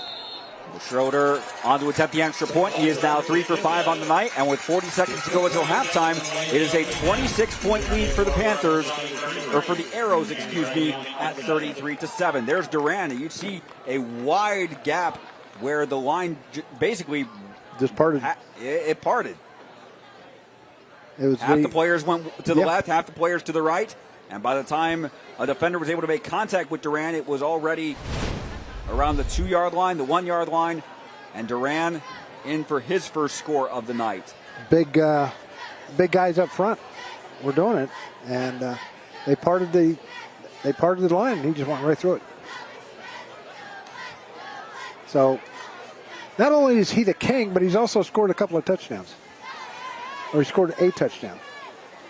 One so far, as Schroeder and the Arrow special teams waiting for Tri-County North to return to the field of play for the upcoming kickoff, which will be brought to you by Wright and Schulte. North needs a run back. They need a run back. They can't fall on the ball. They got to start taking that run that kick back. Well, they didn't pass for the longest time, and then they pass on a fourth down. They convert that, and then their lone touchdown was on a deep pass. And this is going to be taken on a bounce by Flory, who wanted to run it back, but for the slipping on the dew. So they're going to have first and about 67 yards, 66 yards. 70. 76, that's right. At the 24-yard line. I ran out of toes. Toes and fingers. So they'll start at the 24-yard line. And you got 38 seconds left. I think a pass is in order right here. A pass is in order. Flory is 2 for 2 for about 45 yards. 2 men in the backfield, Aiden Ritchie and Colton Van Winkle. Van Winkle has been the workhorse for the Panther offense, and for the first quarter, especially that first drive, that was mostly successful. Got a couple first downs, and here's Van Winkle. It's good for another positive game past the 25, but it will again bring up 2nd and long. Tri-County North does have a timeout. Does Trey Smither call it here? I doubt it now. He would have called it already. Clock is now well under 25 seconds to go. Are they going to try to get one more play? I think they can let the clock run out to halftime if they really want to, but I think they are going to try to get one more play in before the break. The play clocks are off right now, so you can't really tell. They may not run another play. They're not. The players are lined up, but they're not going to deliberately. They will not run another play. So that will bring an end to a very entertaining second quarter, one that had 5 total touchdowns between the Arrows and the Panthers. But it is the Preble Shawnee Arrows who are out to a 33-7 lead, thanks in large part to 3 touchdown receptions from Brody Morton to Malachi Stevenson. One from 49 yards, one from 35 yards, and a second one from 49 yards. That is a big part of the Arrows' 33-7 lead. Right now, Tej Joshi is with head coach Dave Maddox of the Arrows right now, who lead after 24 minutes. Tej? Coach, we saw an offensive explosion in that first half. Tell me how it happened. Guys just came out ready to play, and we started clicking, and guys are running down the field open. Our quarterback's playing well and hitting them on stride, and so playing well on all both sides of the ball. Now, of course, to get those big passing plays, it takes a lot of good team chemistry. Tell me about some of the ways you've been able to develop that team chemistry. Well, we've got a lot of seniors that have been playing since they were sophomores, so they've been playing together for a while, and you can tell that because they definitely do have chemistry. Coach, we're going to let you get back to the locker room with the guys. Thank you so much for your time. Thank you. Back to you guys up in the broadcast booth. All right, thank you, Tej. 33-7 your score at halftime, after it was only 7-0 after the first quarter, but 26 points the difference in that second quarter for the Arrows. Up next, the halftime show. You're watching Thursday Night Lights, presented by Cincinnati area Toyota dealers.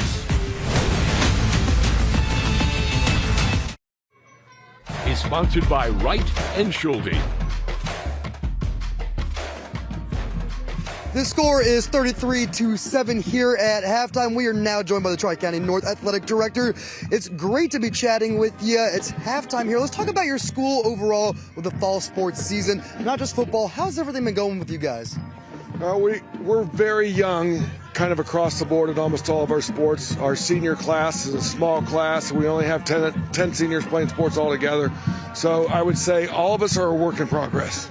A work in progress is a good thing because it means you are working towards a goal, a community goal. And a big way you guys are doing that is with your new turf field and new track you guys are putting in. Tell me about the updates, any progress you guys have there.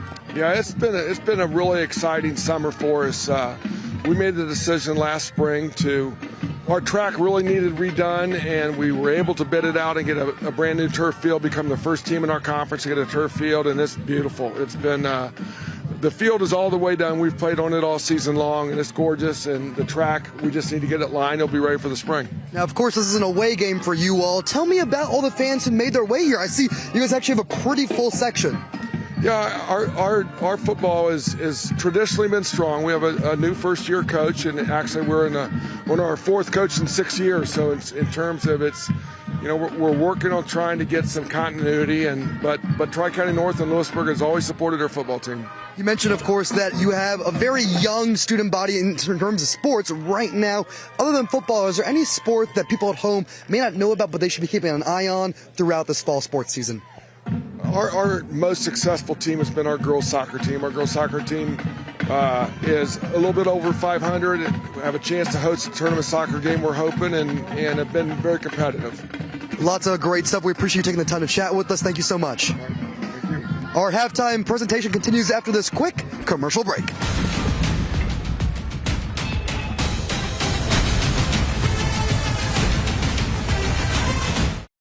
Welcome back to our halftime presentation. The score is 33-7 here at halftime. We are now chatting with the Preble Shawnee Athletic Director and Assistant Athletic Director. We got both of them here with us. Let's just talk about that first half for a second.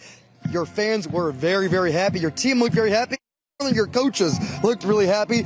Tell me about that so far in your own words. our community is awesome. They come out and support us home or away, and they're there for us. Our coaching staff has been amazing the last couple of years, going on some record-breaking years for us. Just the energy that our crowd brings to us and the hard work of our teammates, our team, they just bring a lot of toughness, and every team that plays us know that we're going to bring it, and that they bring it every week. Now, of course, you were actually on the sideline for that first half. Tell me about the football team itself, how the season has gone, and why that's so important to this community. We really have a bunch of hardworking guys, and they're tough, and they buy into what we're trying to do as a staff, and they play with confidence, and we just ask them to play with effort and play as hard as they can, and that's what they do. I love to hear that. Let's talk about all the other sports. Football gets a lot of attention, rightfully so, but there's a lot of other fall sports going on right now. Who should we be paying attention to? Well, our girls soccer team actually locked up the WOAC championship already. They clinched that earlier this week. Our volleyball team's currently 9-0 in the league as well. They picked up a big win against Newton last night. They need one more game to clinch at least a share. We've got 2 more league games left, so got a couple of those teams that have already locked some things up, and looks like football has a good shot to do something too, so hopefully we can bring home a couple numbers for the banners. You already talked about your students a little bit. I want to get some more information about them. They are bringing some great energy tonight. Talk to me specifically, 1, how you were able to get the energy and the level of enthusiasm about the team so high, and 2, how you're able to put an emphasis on also the education of all your students here. Yeah, I mean, success brings people out, and our coaching staff and kids have been very successful the last couple of years, and everybody wants to be a part of a winner. So our kids come out and support us every week, and we have high standards for our kids both on and off the field, and they perform in the classroom very well. And so we're very proud of our kids both on and off the field. Like you said, you have a lot of high achievers both on the field, off the field, and some of those high achievers were honored in your homecoming ceremony earlier in the day, and we have a recap of that homecoming presentation. Aiden Duran. In 2022, let's give all of our athletes and students a round of applause for participating. We are chatting with the newly minted homecoming king and queen. We've got Braden and we've got Casey. Braden, I'm going to start with you. What does it mean to you to be honored by your school and your community with an award like this? I just want to thank my community, and I love everybody that voted for me, and yeah. You got an awesome hat right here. Can you show everybody about that? What's that looking like? Looking good on me. I don't know. Casey, we're going to come over to you. Same kind of thing. This is a big honor to be awarded this by your school, by your classmates. Tell me what this means to you. Well, I'd like to piggyback off of what he said. I am very thankful for everyone who supported me, and this shows that we have a very heartfelt, family-like community, and whenever you ask somebody to vote for you, it'll come out and turn out like this, unexpectedly. It was great chatting with the two of you. Thank you so much for those thoughts. Have a great day. It is halftime here. Preble Shawnee 33, Tri-County North 7. More of our halftime show after this quick commercial break. Halftime here at Thursday Night Lights. It is 33-7. Preble Shawnee is up, and earlier today was the homecoming presentation for the 2022 season, and we're chatting with the homecoming king queen from the 2021 season. They were actually part of today's presentation as well. Great chatting with you guys. How are you doing at halftime? Great. Awesome. Great to be chatting with you. Let's focus on the community spirit. Let's travel back to what happened a few hours ago. You were able to help honor the new king and queen here. Tell me about what happened and what that means to you. Well, Casey and Braden are both so deserving. They both have super sweet personalities and just great people to be around. And they're a great role model for the younger kids in the community, and I just think they're perfect for it. Like you said, perfect to win an honor like that. I want to focus on the community overall here. A lot of people watching at home right now may not be that familiar with what goes on in your local community. So tell me, what does your community here represent? They represent family, friends, We all like going around together, just hanging out, and apparently we all like football here, so just football nights and everything. So it's just a blast to be here right now. Now, of course, you guys won last year since you graduated from high school, and you're back. Have you guys been back to a lot of games since then, or is this your first big homecoming back to town? I've been back a lot. I've got a big family here, and it's crazy. I'm always at the games in town. I love Camden and everyone here. It's just really a family feel being around everyone. As you said, a family feel, and as you were just saying, it's a big, big football town. So let's talk about the game for a second. I mean, I saw you guys and everybody else having a great time on the sidelines. Put that in your own words. Everyone here. It's nice. I love football. My brother and cousin are out here, and I think after last year, it really showed how much the community cares about all of our sports here at Shawnee, and just it's nice seeing everybody come together and support our students. The last thing I'll ask you guys is just about the honor that you guys were given last year. Tell me from your perspective, what does it mean at a high school age to be an honor like Homecoming Queen, and how has that carried with you in the year since you've left high school? I have felt very blessed to be voted Homecoming Queen. It made me want to be more of a role model for the kids below me and show them that you can do anything and that you always just need to be kind and God is always good. Like you said, it's a key to be a role model, and we're going to talk about some students who are role models right now. We're going to check in with our Scholar Athlete presentation. Throughout the 2022 season, the Jeff Schmidt Auto Group will recognize an exceptional senior student scholar athlete from each participating school. Here are this week's Jeff Schmidt Auto Group Scholar Athletes. From Preble, Shawnee, Cooper Rell. Cooper is captain of the football, baseball, soccer, and basketball teams.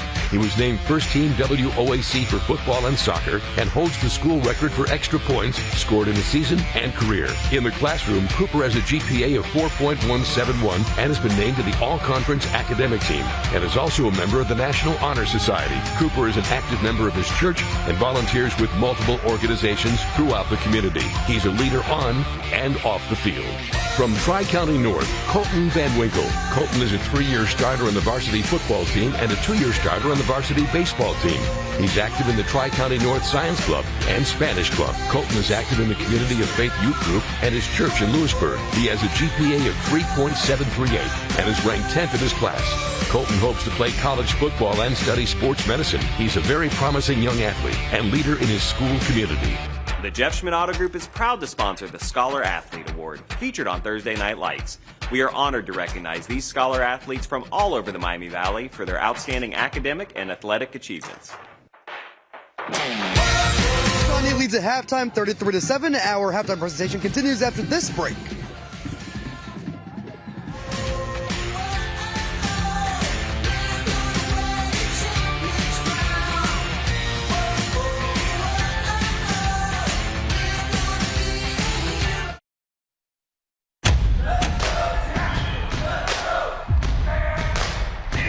I'm attorney Michael Allwright. I'm proud to be a sponsor of Thursday Night Lights again this year. I'm happy to take part in such a great community event. It is an honor to support this sponsorship, bringing families, communities, and people together to celebrate the sportsmanship of all athletes.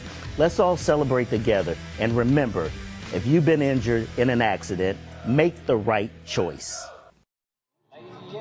Preble Shawnee leads 33-7 here at halftime. We're now joined by the field commander from the Preble Shawnee band, Elizabeth Pearson. We just saw you guys have a great performance behind a bunch of our interviews here. Tell us how you guys were able to put it together tonight. So basically we go through a 1-week camp. It's called band camp, and we learn our music and our drill, which is the shapes that we perform there on the field. So basically our show this year is called British Invasion. It consists of When I'm 64, Hey Jude, and 2 different versions of Sgt. Pepper's Lonely Heart Club and The End by the Beatles. A lot of great, like you said, British Invasion, Beatles songs. We were jamming out to what you guys are performing. I want to hear about anything special you guys did for homecoming tonight. Anything special going to the show tonight? Not really. I mean, a lot of practice and preparation and everything being changed on us, considering the past few years they've always had it during halftime and not during pregame. Let's talk about your band overall. When you say you're a field commander, tell me about your role and how that fits in with the rest of the band. So basically, I'm kind of like a band director. I'm up there. I conduct a 35-member band. I have to make sure I memorize all my scores, which is a list of all the music and all the different types of instruments. But that way I can be out there and I know what I'm doing and all the different time signature changes and the key signature changes. And tell me about the whole team. I mean, how do you guys come together? Tell me about some of the camaraderie that comes with this band. So we do a lot of team bonding, especially like we play a whole bunch of games and it's just a lot of fun. So a lot of the kids that are in band do concert band, which is marching band, but obviously for concerts. But you have to be in concert band to do marching band. We are just about out of time. Last thing I want to ask you is about the actual band during the games. Do you guys do anything special then that everyone at home should keep an ear out for? We play different types of pep tunes. A lot of them we've known for years, but we're hoping to change it up soon. Elizabeth, thank you so much for giving us the time. We appreciate it. We'll let you get back to the rest of the band. Everybody stick around. Our halftime show concludes after this quick commercial break. It's 33-7 here at halftime.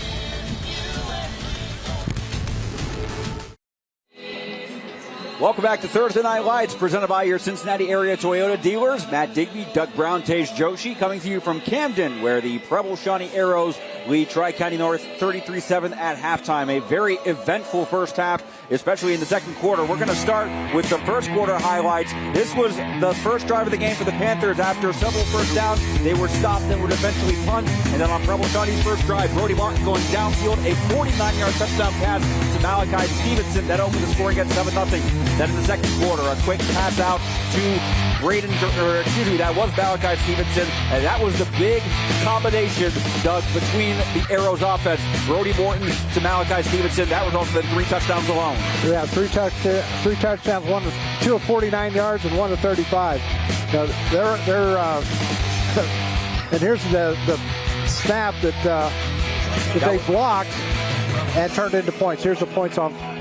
That was Malachi Stevenson getting behind the defense, but then another punt opportunity was eventually overruled by a roughing the kicker penalty. That eventually turned into Tri-County North's lone points of the game. A 4th down, 39-yard pass from Logan Corey to Garrett Hutchison. Tri-County North is actually 2 for 2 on 4th downs. We'll see if they can improve on that or improve on 3rd downs. In the meantime, down to the sideline, Tage Joshi. Coach, a tough half from the defensive perspective. Give a lot of yards in the air. How can we fix that in the second half? Yeah, no, our corners got to stay back, right? We want them to throw the underneath stuff. We want to come up and tackle it. Do a good job keeping our guys outside, keeping your outside arm free. We got to do those things and slow them down a little bit. But we've got to get some type of pass rush. Right now, we're not getting a pass rush. We've got to get after their quarterback. We did see some electric plays on the offensive side towards the end of the half. How can you continue those into the third quarter? Yeah, no, we've got to continue to take opportunities that they're giving us and go from there. But we want to definitely make sure we run our offense, run the football, and do what we do. Coach, thank you so much for your time. No problem. Thank you. Halftime has been sponsored by Wright and Schulte.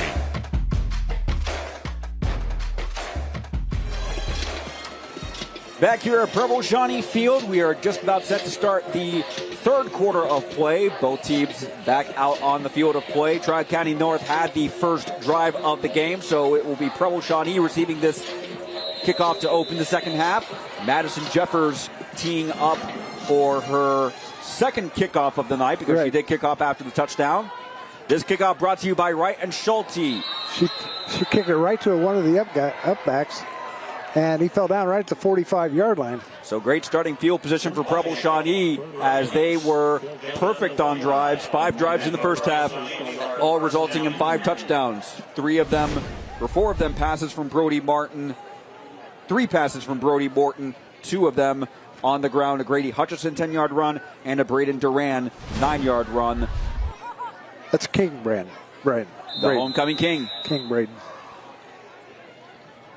Tri-County North, they can't lose their head right now. They got to come up like Coach said. You got to get the tackles up front. And they're getting beat at the front at a line of scrimmage. This is Braden Duran quickly past one tackle in between defenders, and we may have an extracurricular flag for a potential late hit. That was a dumb mistake. Because he was already out of bounds and they hit him. That's something they can't do. They can't lose their heads like that. Dead ball. Personal foul, number 65 defense. 15 yards. First down. That was referee Ray Bradshaw with the call. Again, Ray Bradshaw, our referee. Bob Hess, the umpire. Alex Keeg, the linesman. Will Farley, the line judge. Mark Ratliff, the back judge. We haven't seen many penalties tonight, but that one, I mean, the crew had no choice. Yeah, exactly. Hit him in the back right there. See? Right there. Right in the shoulders. And he could have snapped his, or, whiplashed his neck big time.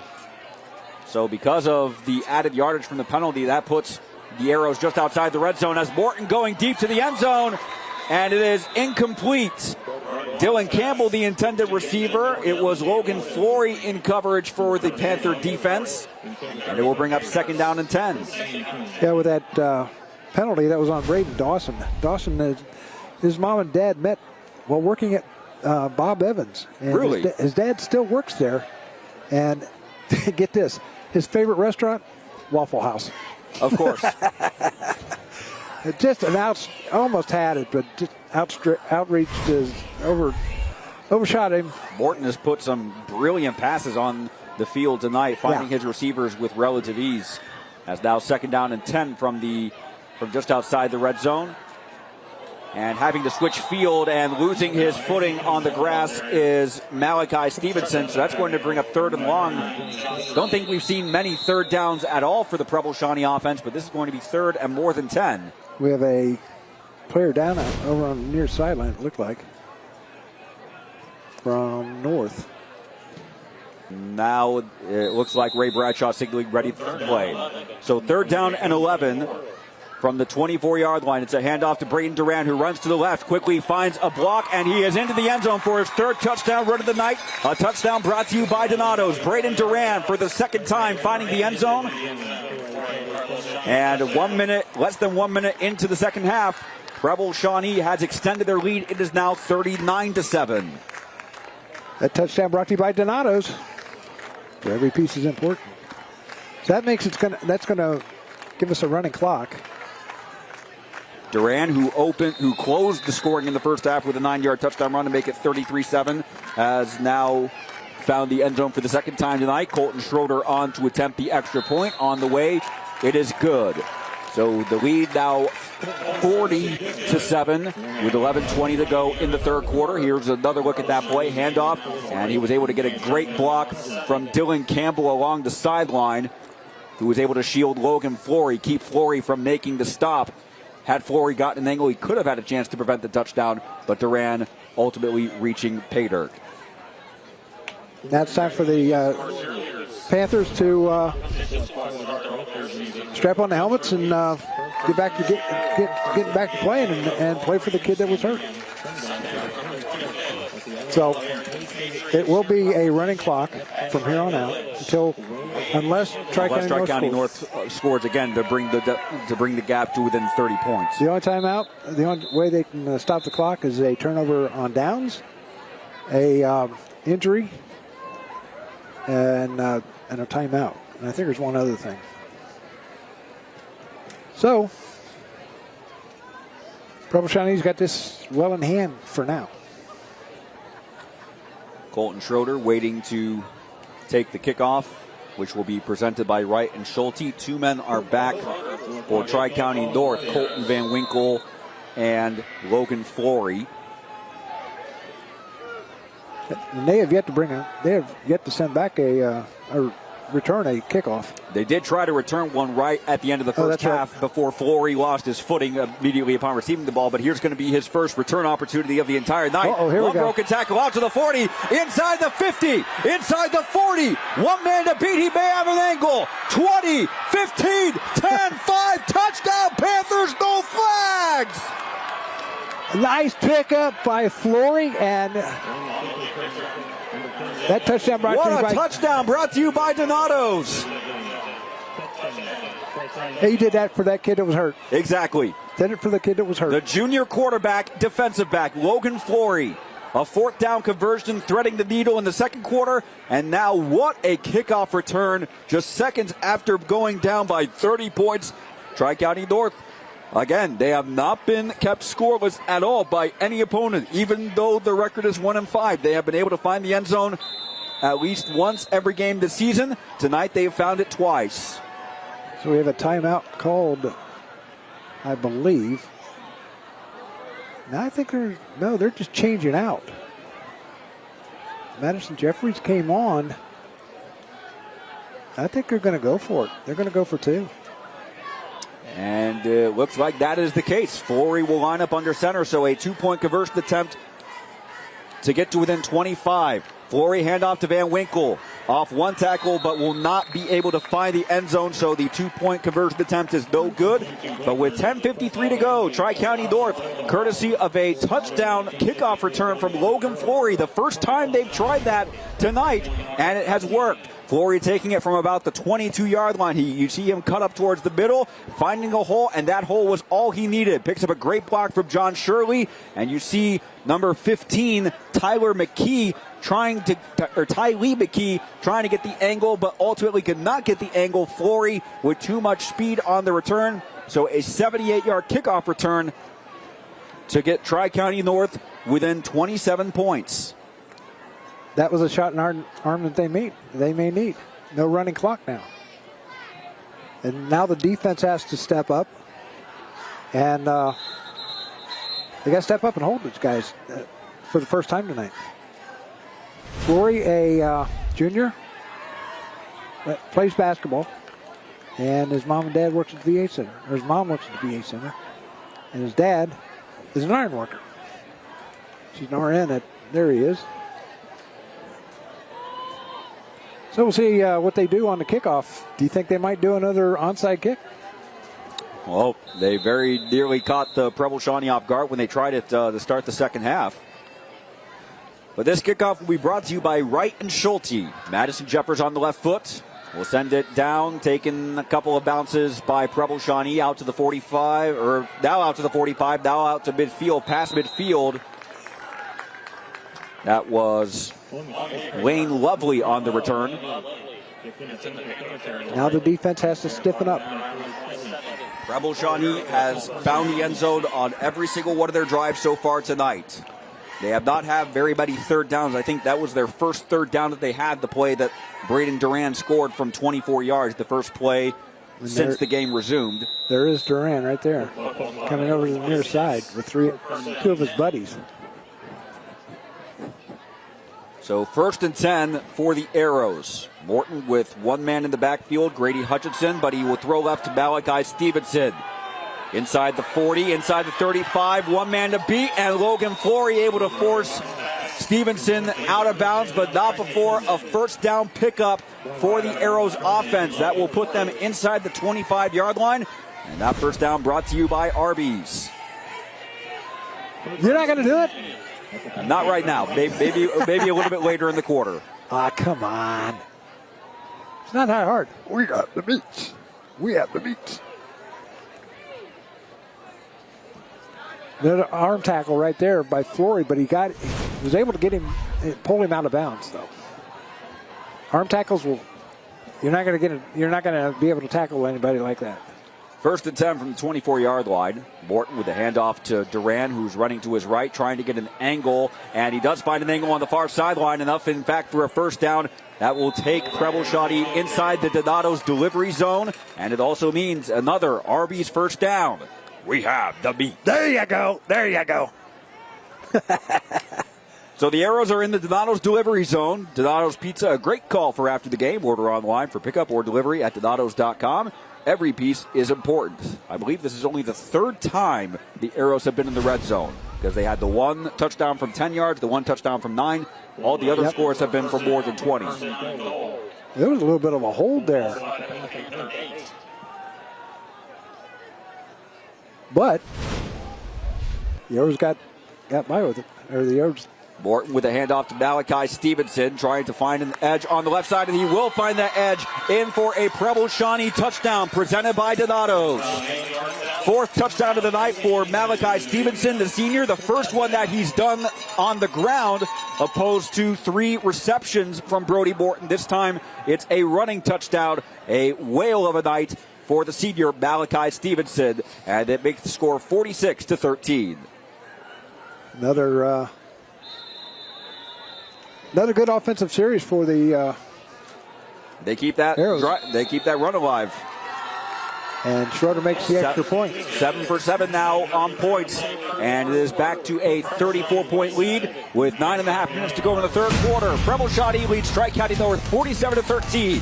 You're watching Thursday Night Lights presented by your Cincinnati area Toyota dealers.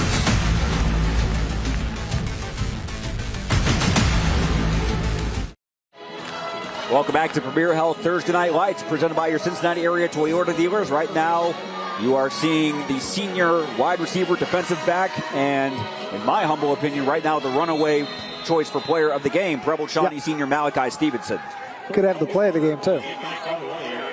Colton Schroeder back to send off the kickoff, which is brought to you by Wright and Schulte with 9.5 minutes to go in regulation time. And the kick fielded on several bounces, but eventually falling on it is Aiden Ritchie. So this will be the true first drive of the second half for Tri-County North after Logan Flory returned a kickoff 78 yards for a touchdown just a few moments ago.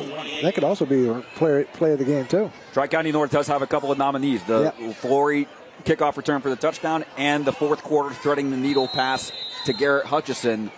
We may have to go with 2. Both those 49-yard passes were great. And you notice the running clock that is currently in effect because the leading margin for the Arrows is greater than 30. It will go back to a standard clock if Tri-County North gets the deficit to under 30 points. But as long as right now the gap is 34, unless it gets under 30, the clock will continue to run, except for special circumstances. So we are now indeed under 9 minutes to go in the third quarter. You okay?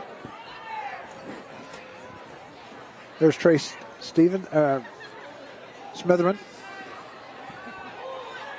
He's going to get this program turned around, I can guarantee it. Flory on the option out to Aiden Ritchie, and Malachi Stevenson right there for the tackle for a small gain, if any. It will mean third and long upcoming for the Panther offense. And the Panthers, again, we've mentioned this multiple times, only 2 seniors on this roster, Paul Lipari and Judd Shirley. Everyone else is a junior or younger. So guys like Flory will be back. Aiden Ritchie will be back. Colton Van Winkle will be back next year. So that's just one more opportunity to learn and grow under Trey Smitherman. And talking to the players yesterday, they're going to go out and recruit in the school. They're going to recruit. Say, hey, we got this new turf. We want to get some wins on that turf. Colton Van Winkle on the carry up the middle, up to about the 30-yard line, enough for 2 yards, but it will mean fourth and very long. They did go on a drive back in the second quarter for it on fourth down twice, and they converted both times, including a 39-yard touchdown pass from Logan Flory to Garrett Hutchison, but I don't think they're going to risk it here. No, too deep into their, too close to the end zone. 30 yards out, no way they're going to do it. So Van Winkle back to punt. He has had one punt blocked, but then just moments after that, he had another punt that he was able to draw a flag on Preble Shawnee for roughing the kicker, which kept the drive alive, which again led to that Logan Flory touchdown pass to Garrett Hutchison. 2 men are back deep, Malachi Stevenson and Grady Hutchinson, but first a flag. Delay a game. That'll drive a coach nuts. Man, you're up here. That'll drive a coach nuts because you have 40 seconds to get out there. And so delay of game against Tri-County North, and now they're going to have to boot it 5 yards deeper. Again, clock currently running due to the 30-point rule. 34 points, the current margin between the Panthers and the Arrows. And I think that's a good rule, Van Winkle's punt. Very high punt, very well taken by Stevenson at the 42-yard line. Preble Shawnee will take over with great field position, but now Stevenson quickly angling to the left sideline. One man to beat, and Stevenson, did he stay in? No, he did not. Penalty marker down. There is a flag down back at the 33-yard line. Stevenson ultimately marked out of bounds at the 2, but we'll see where they ultimately spot the ball because of the flag. They're going to bring that back. It was probably a block in the back. Personal foul. Blindside block, number 52 on the receiving team. 15 yards. First down. On the Arrows. Like Coach would say, that would be legal early a few years ago, but not now. A new rule change. Right there it was, too. Right on the right side of your screen. As Stevenson was getting to the left angle, it was able to evade Shirley. It was the one player who was able to stop what would have been a touchdown. It would have been first and goal, if not for the flag. But now Preble Shawnee is going to start their drive at the Tri-County North 48-yard line. And once again, this is an opportunity for North to stop, see if they can try and stop the running game, or try and stop the offense for Shawnee, because they haven't been able to do it all night. I think Shawnee has only had one third down that they faced all evening, and that was on their first drive of the second half, and that third down resulted in a touchdown run for Braden Duran. So Arrows back out on the field with just over 6 minutes to go, and another penalty. Dead ball. False start offense, number 71. 5 yards. First down. First and 50. Back at the... This has been a mostly clean game for the most part. The referee crew has let them play. Oh, yeah. Yeah, there could have been a lot of blocks in the backs or stuff like that on the long runs by both teams.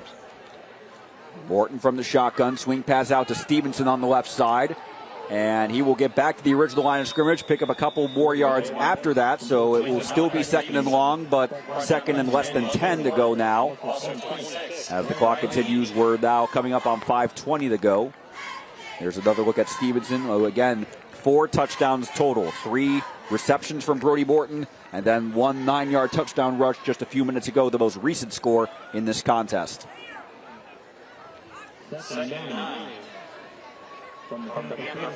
That was a good tackle by North on that one. He squared up and second and 9, a handoff up the middle, and cutting outside is Braden Duran. Did very well to keep his balance and move inside the 40, and it will set up third and short. Again, another third down. Only 1 yard to go, but another opportunity for the Panther defense to see if they can get a stop. And perhaps this might be the first drive where Preble Shawnee does not score. Yeah, Jaden Reynolds right there on the stop. Yes. Would not let him go. Third down, handoff up the middle. Looks to definitely have it up for a first down at the Panther 36-yard line. That's good for an Arby's first down.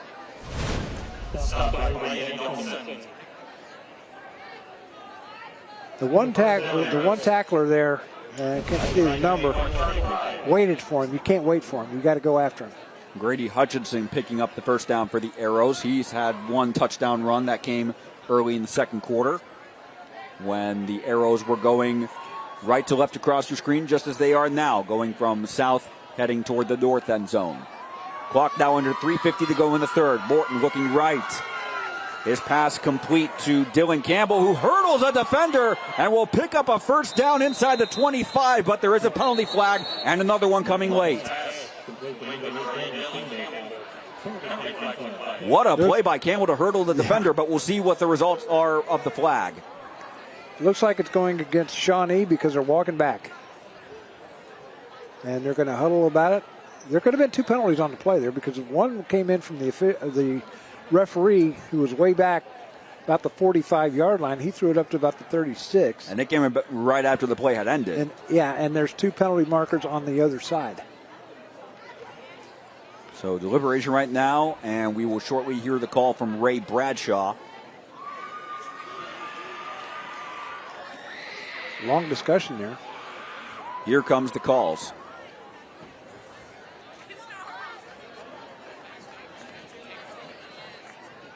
Could be offsetting penalties here. There are 3 fouls on the play. Wow. Holding, offense. That penalty's declined. Personal foul, hurdling on the offense, number 8. That penalty is accepted. Dead ball, unsportsmanlike on number 22 on the offense. Both penalties will be assessed. First down. Well, we definitely saw the flag for the unsportsmanlike conduct after the play. And so that is hurdling. That is not a flag right off the bat. So that is a safety penalty right there. So for me, who spent several years in West Virginia and am now just getting back to Ohio, this is new for me covering in high school football, not knowing until just seconds ago that hurdling is illegal in Ohio high school football. Yeah, it's just for the safety of the players. Because he could have hit him in the head, or he could have been knocked on, did another flip or something like that. And, that's just a safety thing. It's first down, and they got to get all the way down to the Tri-County North 25-yard line. It is a first. Yeah, the line to gain will be the Tri-County North 25-yard line. They are set at their own 39-yard line, so first and 36. Ball resting on Summers Gratis Road.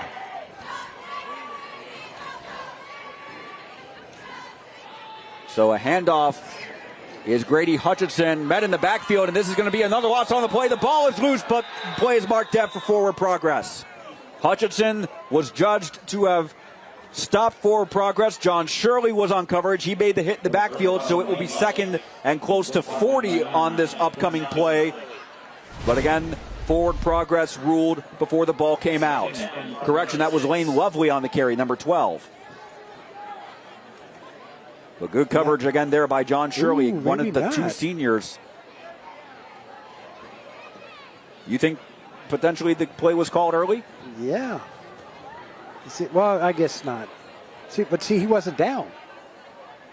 It could have been, it could have been the forward progress, but he was not down. He clearly was not down. Yeah, the video clearly showing that.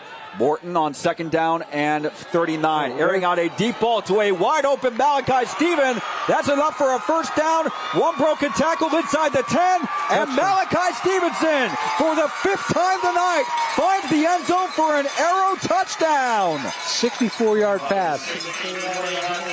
Second and 39, no problem for the Arrows. And Malachi Stevenson. He and the Arrows excited to host Thursday Night Lights. And he is playing like it. 4th touchdown pass from Morton to Stevenson alone. I think that's your player of the game right there. I think if there was any debate still going on, that may have settled it. No debate there. Schroeder to attempt the extra point. It is up. It is good. And the lead is now 41 points in favor of the Arrows. 54-13. Preble Shawnee well on their way to improving to 5-1.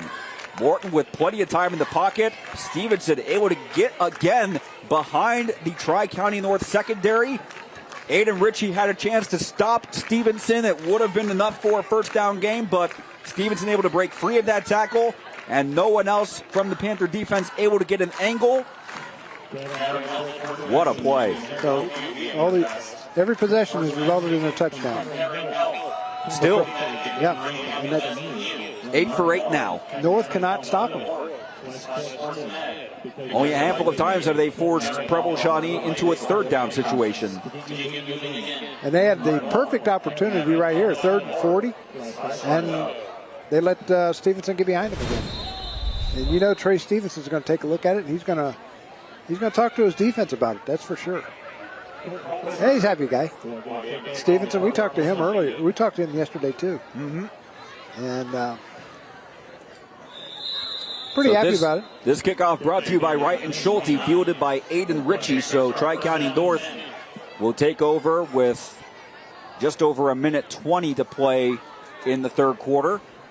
Yeah, Stevenson, he wants to be a heavy equipment operator, like bulldozers and stuff like that. Okay. Crane operator. And those Caterpillar machines. Yeah. He wants to do it because his dad does it. And then his greatest moment was winning the league last year and beating Roger Bacon in the playoffs. So, of course, Preble Shawnee going unbeaten in the regular season, unbeaten all the way to the regional final when they had that tough loss to Versailles in the Division 5 state quarterfinals. This only being the second year for the Western Ohio Athletic Conference. There goes Flory again. Logan Flory on the QB keeper. That is good for an Arby's first down out near the 45-yard line. Flory has kind of taken over the reins a bit for this Tri-County North offense after the first quarter and parts of the second quarter. It belonged to Colton Van Winkle. Flory, we talked about Tri-County North having to find a plan B. after it looked like the Arrows have figured out how to stop the short runs of Van Winkle. So 1st and 10 as we are now coming up on 30 seconds to go in the third quarter. Tri-County North with the ball. A 1st down and 10 at their own 45. Handoff up the middle. It's Van Winkle close to midfield. And a fumble. Ball is loose. Picked up. And Aiden Ritchie with a very heads-up play to prevent the turnover. We have not had any turnovers tonight, but it is going to mean 2nd and very long for Tri-County North as the clock is now under 10 seconds. And that's going to end the third quarter. That is one very unhappy man right now. So 4 total touchdowns in the last 12 minutes, 3 of them for Preble Shawnee, and the Arrows are out to a 54-13 lead on Week 7 of Thursday Night Lights. We'll be back from Camden in just a few minutes after this timeout.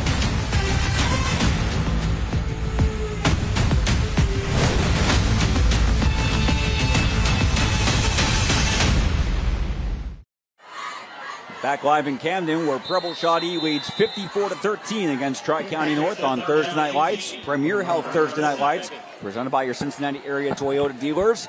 As we get ready for the start of the fourth quarter, first play of the quarter is Colton Van Winkle, a handoff up the middle, good for about 5-6 yards, but it will still mean 3rd down and very long for the Panther offense. Glad you could join us on this Thursday night. Matt Digby, Doug Brown, Tage Joshi, and our crew. We are back in the WOAC 2 weeks after National Trail's big win at Dixie.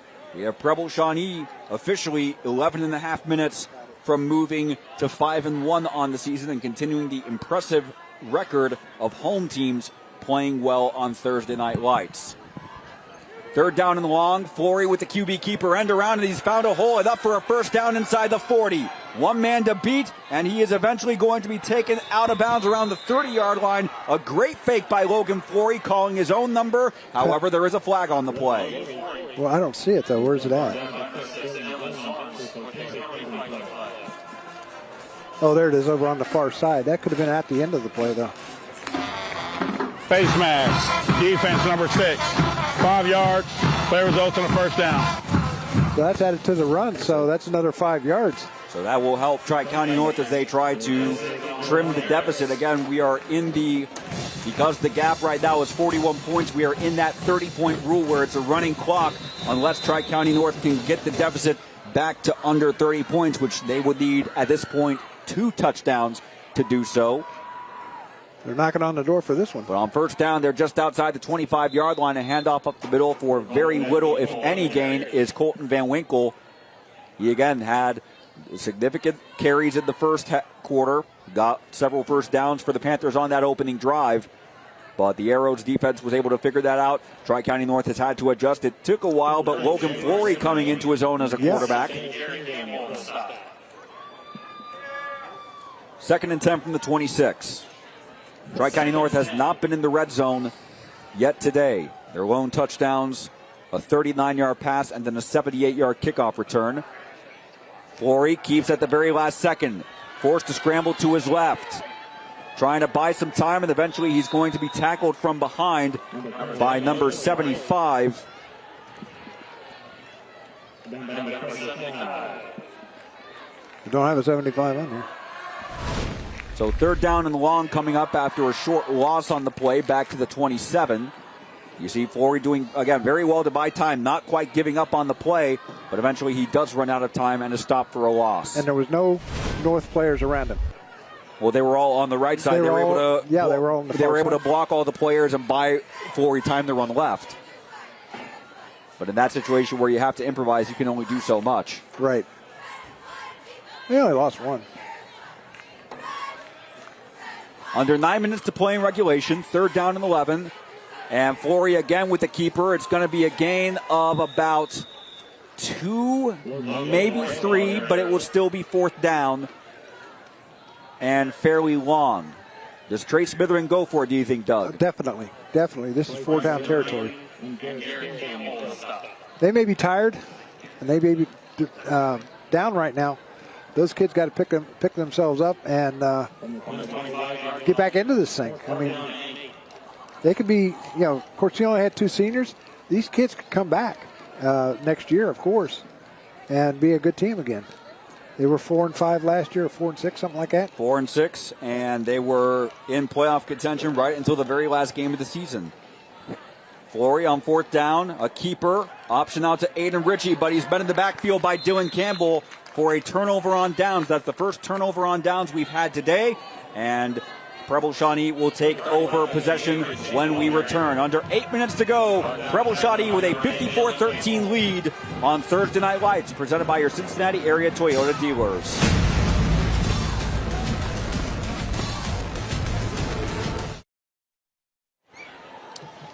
There's the Thursday Night Lights trophy, donated this year by Rand Associates, the Champions Trophy that will be presented at the end of this game to the winner of this game, which in about 7 minutes, 57 seconds, it will be in the possession of the Preble Shawnee Arrows. And like we said at the beginning of the game, this is the first time that both teams have been on this. And they both asked to come on, and Preble Shawnee's going to come out on top on this one. Wayne Lovely on the first down carry. Looked to me like the ball might have come loose at first, but though Lovely was able to keep no fumble on the play, so it will bring up 2nd and about 6. You know, we've tried twice to get North on. One against Miami East, at Miami East, and it was COVID. And then I think it was last year or the year before. I think it was last year. They were supposed to be on against Arcanum, and the truck got into an accident, and they weren't able to put it on the air. Oh, my. But nobody was hurt in the accident, so except the truck. Flag on the play.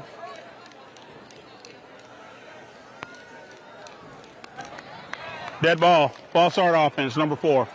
5 yards, 2nd down. So that's going to make it 2nd and 11 for the Arrows, who they have been very efficient, taking advantage of the opportunity to play on Thursday Night Lights, and they are 8 for 8 on drives ending in touchdowns, especially Malachi Stevenson. 5 total touchdowns, 4 receptions, 1 on the run. And this nice is a handoff up the middle, but stopped for very little gain. That was Wayne Lovely again. He was stopped by Dylan Boone, a sophomore linebacker. There he is right there. But 3rd down upcoming for Preble Shawnee. Not a whole lot. We have said that over the course of this evening. They have not been in many 3rd down situations. Certainly not a 3rd and 10. Of course, it was on their most recent drive. They had a 2nd and 39. And on that 2nd and 39, Morton goes 64 yards to Stevenson for a touchdown. So 3rd and 10. Line to gain is the Arrow 40. One man in motion is Caden Taylor. And it's an end around. This is Lovely finding a hole out past the 40. That's good for another Preble Shawnee first down. And that first down is presented by All Seal Home Improvement. Tri-County North, this shots just cannot stop him. There's the play, the end around. And Flory was right there, but he shoestring tackle right there. Another look at it. Tri-County North will now move to 1-6 on the season as they move into their business end of the 2022 regular season against Western Ohio Athletic Competition. Next week they are at home against Ansonia. Another tough test, as this is exactly Riley Stevenson getting the carry. So now we're starting to see the 2nd and 3rd teamers, I think, for the Arrows offense. And as the clock is now under 5 minutes to go in regulation. Preble Shawnee will travel to Arcanum to take on the Trojans next Friday night. I'm sure they will have a good crowd following up there to Arcanum. Again, Preble Shawnee will move to 5-1, currently 9th in the Region 20 rankings. Will they be able to move up into that top 8? They just need some help. Here's a handoff to Casey Schatzel. Gain of about 7. No, they mark him down a gain of 6. And that moves also Preble Shawnee past the 50 into Tri-County North territory. There's 4 minutes to go here in this one. So Schatzel, first time we've called his name.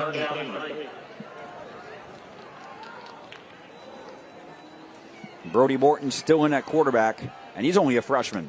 I'm not sure how many times we mentioned that, but Morton showing much more poise than one might expect of a freshman, especially with the number of touchdown passes that he's thrown. That was Riley Stevenson on the carry to the 46-yard line. He'll be short by just a yard, but third and very short upcoming for the Arrows as we are now under 3.5 minutes to go. Yeah,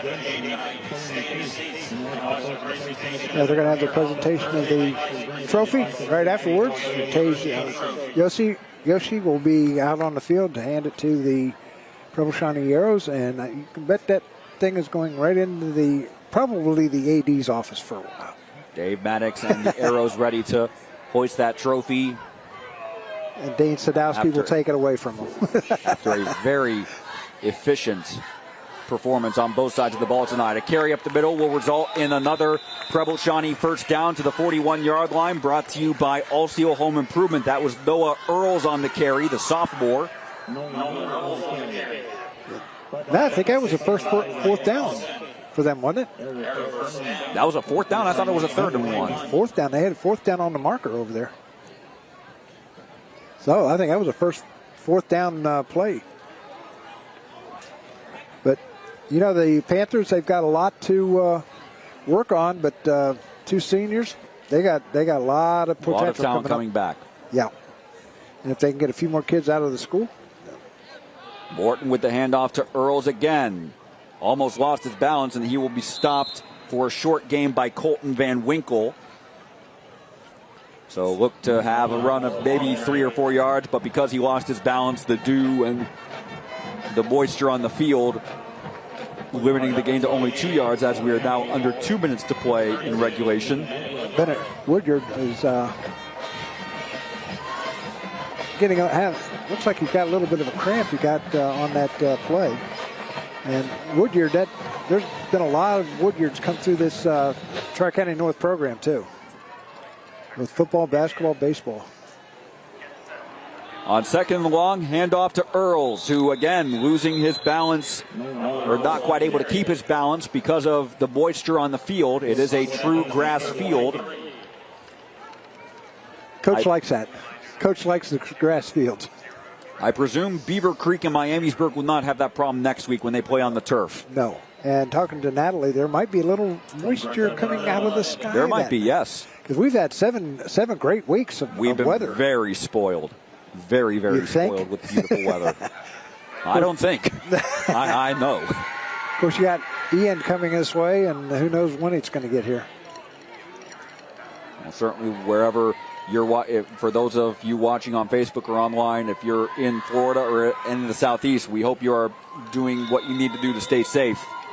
Yeah, I do have a friend of mine that had a couple. He lived in Braden, and he had a couple of little problems with some fencing and something around his pool. But other than that, Braden, a lot of people have the power down there. So just a lot of heavy rain and wind. That was it. So clock now coming up on 20 seconds. And they're not going to run. 4th down. Yeah, Preble Shawnee does not have to run another play if they don't want to. They can afford to let the clock run down.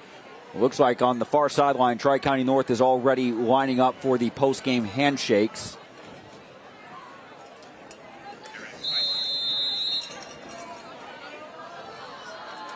Timeout. Timeout called by Preble Shawnee. So they did have to call a timeout with 2 seconds left. So they're just going to take a knee, and that's going to do it. Preble Shawnee will take the trophy home. Preble Shawnee will move to 5-1, while Tri-County North now 1-6. And again, a chance for us to remind you about coming up next week on Thursday Night Lights. We are headed to the GWAC, Beaver Creek and Miamisburg in a key matchup for Region 2 playoff seeding implications. You can watch that next Thursday, October 6th at 7 p.m. on MyTV Dayton, over-the-air channel 22.3, Spectrum channel 24, and also on Facebook and Dayton247now.com. As we look at the current Week 6 computer rankings, Beaver Creek 18th in Region 2, while Miamisburg is 15th. So a lot at stake in that game between the Beavers and the Vikings. Is it too dramatic to say win and you're in? No, you can't say that just yet, because that it's going to take a lot more wins by both Miamisburg and Beaver Creek to get in. But the game here is a final in Camden. Preble Shawnee behind 5 total touchdowns from Malachi Stevenson. They roll to a home win on homecoming. 54-13, the final score against Tri-County North. Player of the game, Malachi Stevenson. Easy. So there's Coach Smithman. He's got to go back to the drawing board, and he will get this team turned around. Maybe not this year, but next year and years down the road, he will have this thing turned around. Again, only 2 seniors on the Tri-County North roster, so a lot of talent that will be coming back, and we certainly saw a lot of that talent on display. Logan Flory had key plays. Colton Van Winkle had key plays, but Malachi Stevenson, the player of the night for the Preble Shawnee Arrows as they win on Thursday Night Lights. The trophy presentation coming up next. You're watching My TV Dayton. Welcome back to Camden, where it is a very happy homecoming for the Arrows of Preble Shawnee High School. 54-13 the final. They move to 5-1 with a 54-13 win over Tri-County North. And there you see them getting ready to receive the TNL Champions Trophy presented this year by Rand Associates. Let's go down to Tej Joshi for the presentation. Coach, a big homecoming win, an explosive night of offense. How is the team feeling right now? They're feeling very good right now. I'm very proud of these guys and how they performed tonight.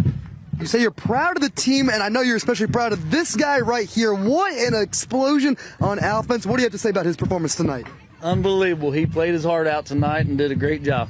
Let's hear from yourself. What went on there tonight? I think it was just the overall team thing. You know, I have to shout out my offensive linemen and then QB1 and then all my receivers because we all get the job done. Like you said, you all got the job done. Last thing I'll ask you, Coach, you had a lot of seniors who played really hard out there tonight. What did you say about all those seniors? Oh, I love these guys. They're a great group of seniors, and I'm going to miss them. I'm trying to savor every moment I have with them this year. Well, I'm going to let you guys get to celebrate. I know you got your homecoming dance this weekend. It is time now to present you and the whole team the TNL Premier Health Champions Trophy. Coach, here you go. Thank you. A lot of celebrations here tonight and all weekend. We're going to send it back up to you guys in the broadcast booth. All right, thank you, Tej. A happy group of Arrows players and head coach Dave Maddox as the Arrows celebrate their 54-13 win over Tri-County North. Some superlatives from tonight, starting with the drive of the game presented by Carol Wirtz Tire Company. This was the first drive of the game. It really set the tone for Preble Shawnee, and it ended with a 49-yard touchdown pass from Brody Morton to an open Malachi Stevenson. That put the Arrows in front 7-0, and they would not look back the rest of the night. In the meantime, our player of the game, there was really only one choice when all was said and done, and that was the senior wide receiver, Malachi Stevenson. 5 total touchdowns, 4 pass receptions for Brody Morton, and Stevenson also with a run of his own in the third quarter. He was all over the place tonight in a great way for the Arrows. The senior making the most of his final homecoming game, able to get behind the Tri-County North defense on multiple occasions and be in the right place at the right time to catch multiple touchdown passes from Brody Morton. That is no real debate there on our player of the game from Carol Wirtz Tire Company, but the play of the game presented by Wright and Schulte, that was a tough debate, but we're going to go with the 64-yard touchdown pass. It came on the play where it was second and forever. Because of various penalties, they had second and about 39, no problem. Brody Morton and Malachi Stevenson not fazed by the long distance to go. A 64-yard reception that resulted in a touchdown as Preble Shawnee wins 54-13. They ring the victory bell and they move to 5-1 on the season. So 7 weeks down, 3 to go, Doug Brown, and we're setting ourselves up for a very eventful and a very entertaining finish to the regular season. Oh, you got that right. You got Beaver Creek and Miamisburg, and you got Xenia and West Carrollton, and then finally the City League. And it's going to be, all these teams, especially North, they're going to have to try and come back, regroup, and try and get into the playoffs. They've got a few games they got to win, and they've got to start next week against Ansonia. So again, as you mentioned, Beaver Creek and Miamisburg is our next game of the week, coming up next Thursday, October 6th at 7 o'clock. You can watch that game here on My TV Dayton. But in the meantime, special thanks to Tri-County North and Preble Shawnee High Schools for their help. And also shout out to our crew and Classic Productions for their help tonight. This has been a presentation of By TV Dayton. For Doug Brown, Tage Joshi, and our crew, I'm Matt Digby, signing off from Camden. Until next week, good night.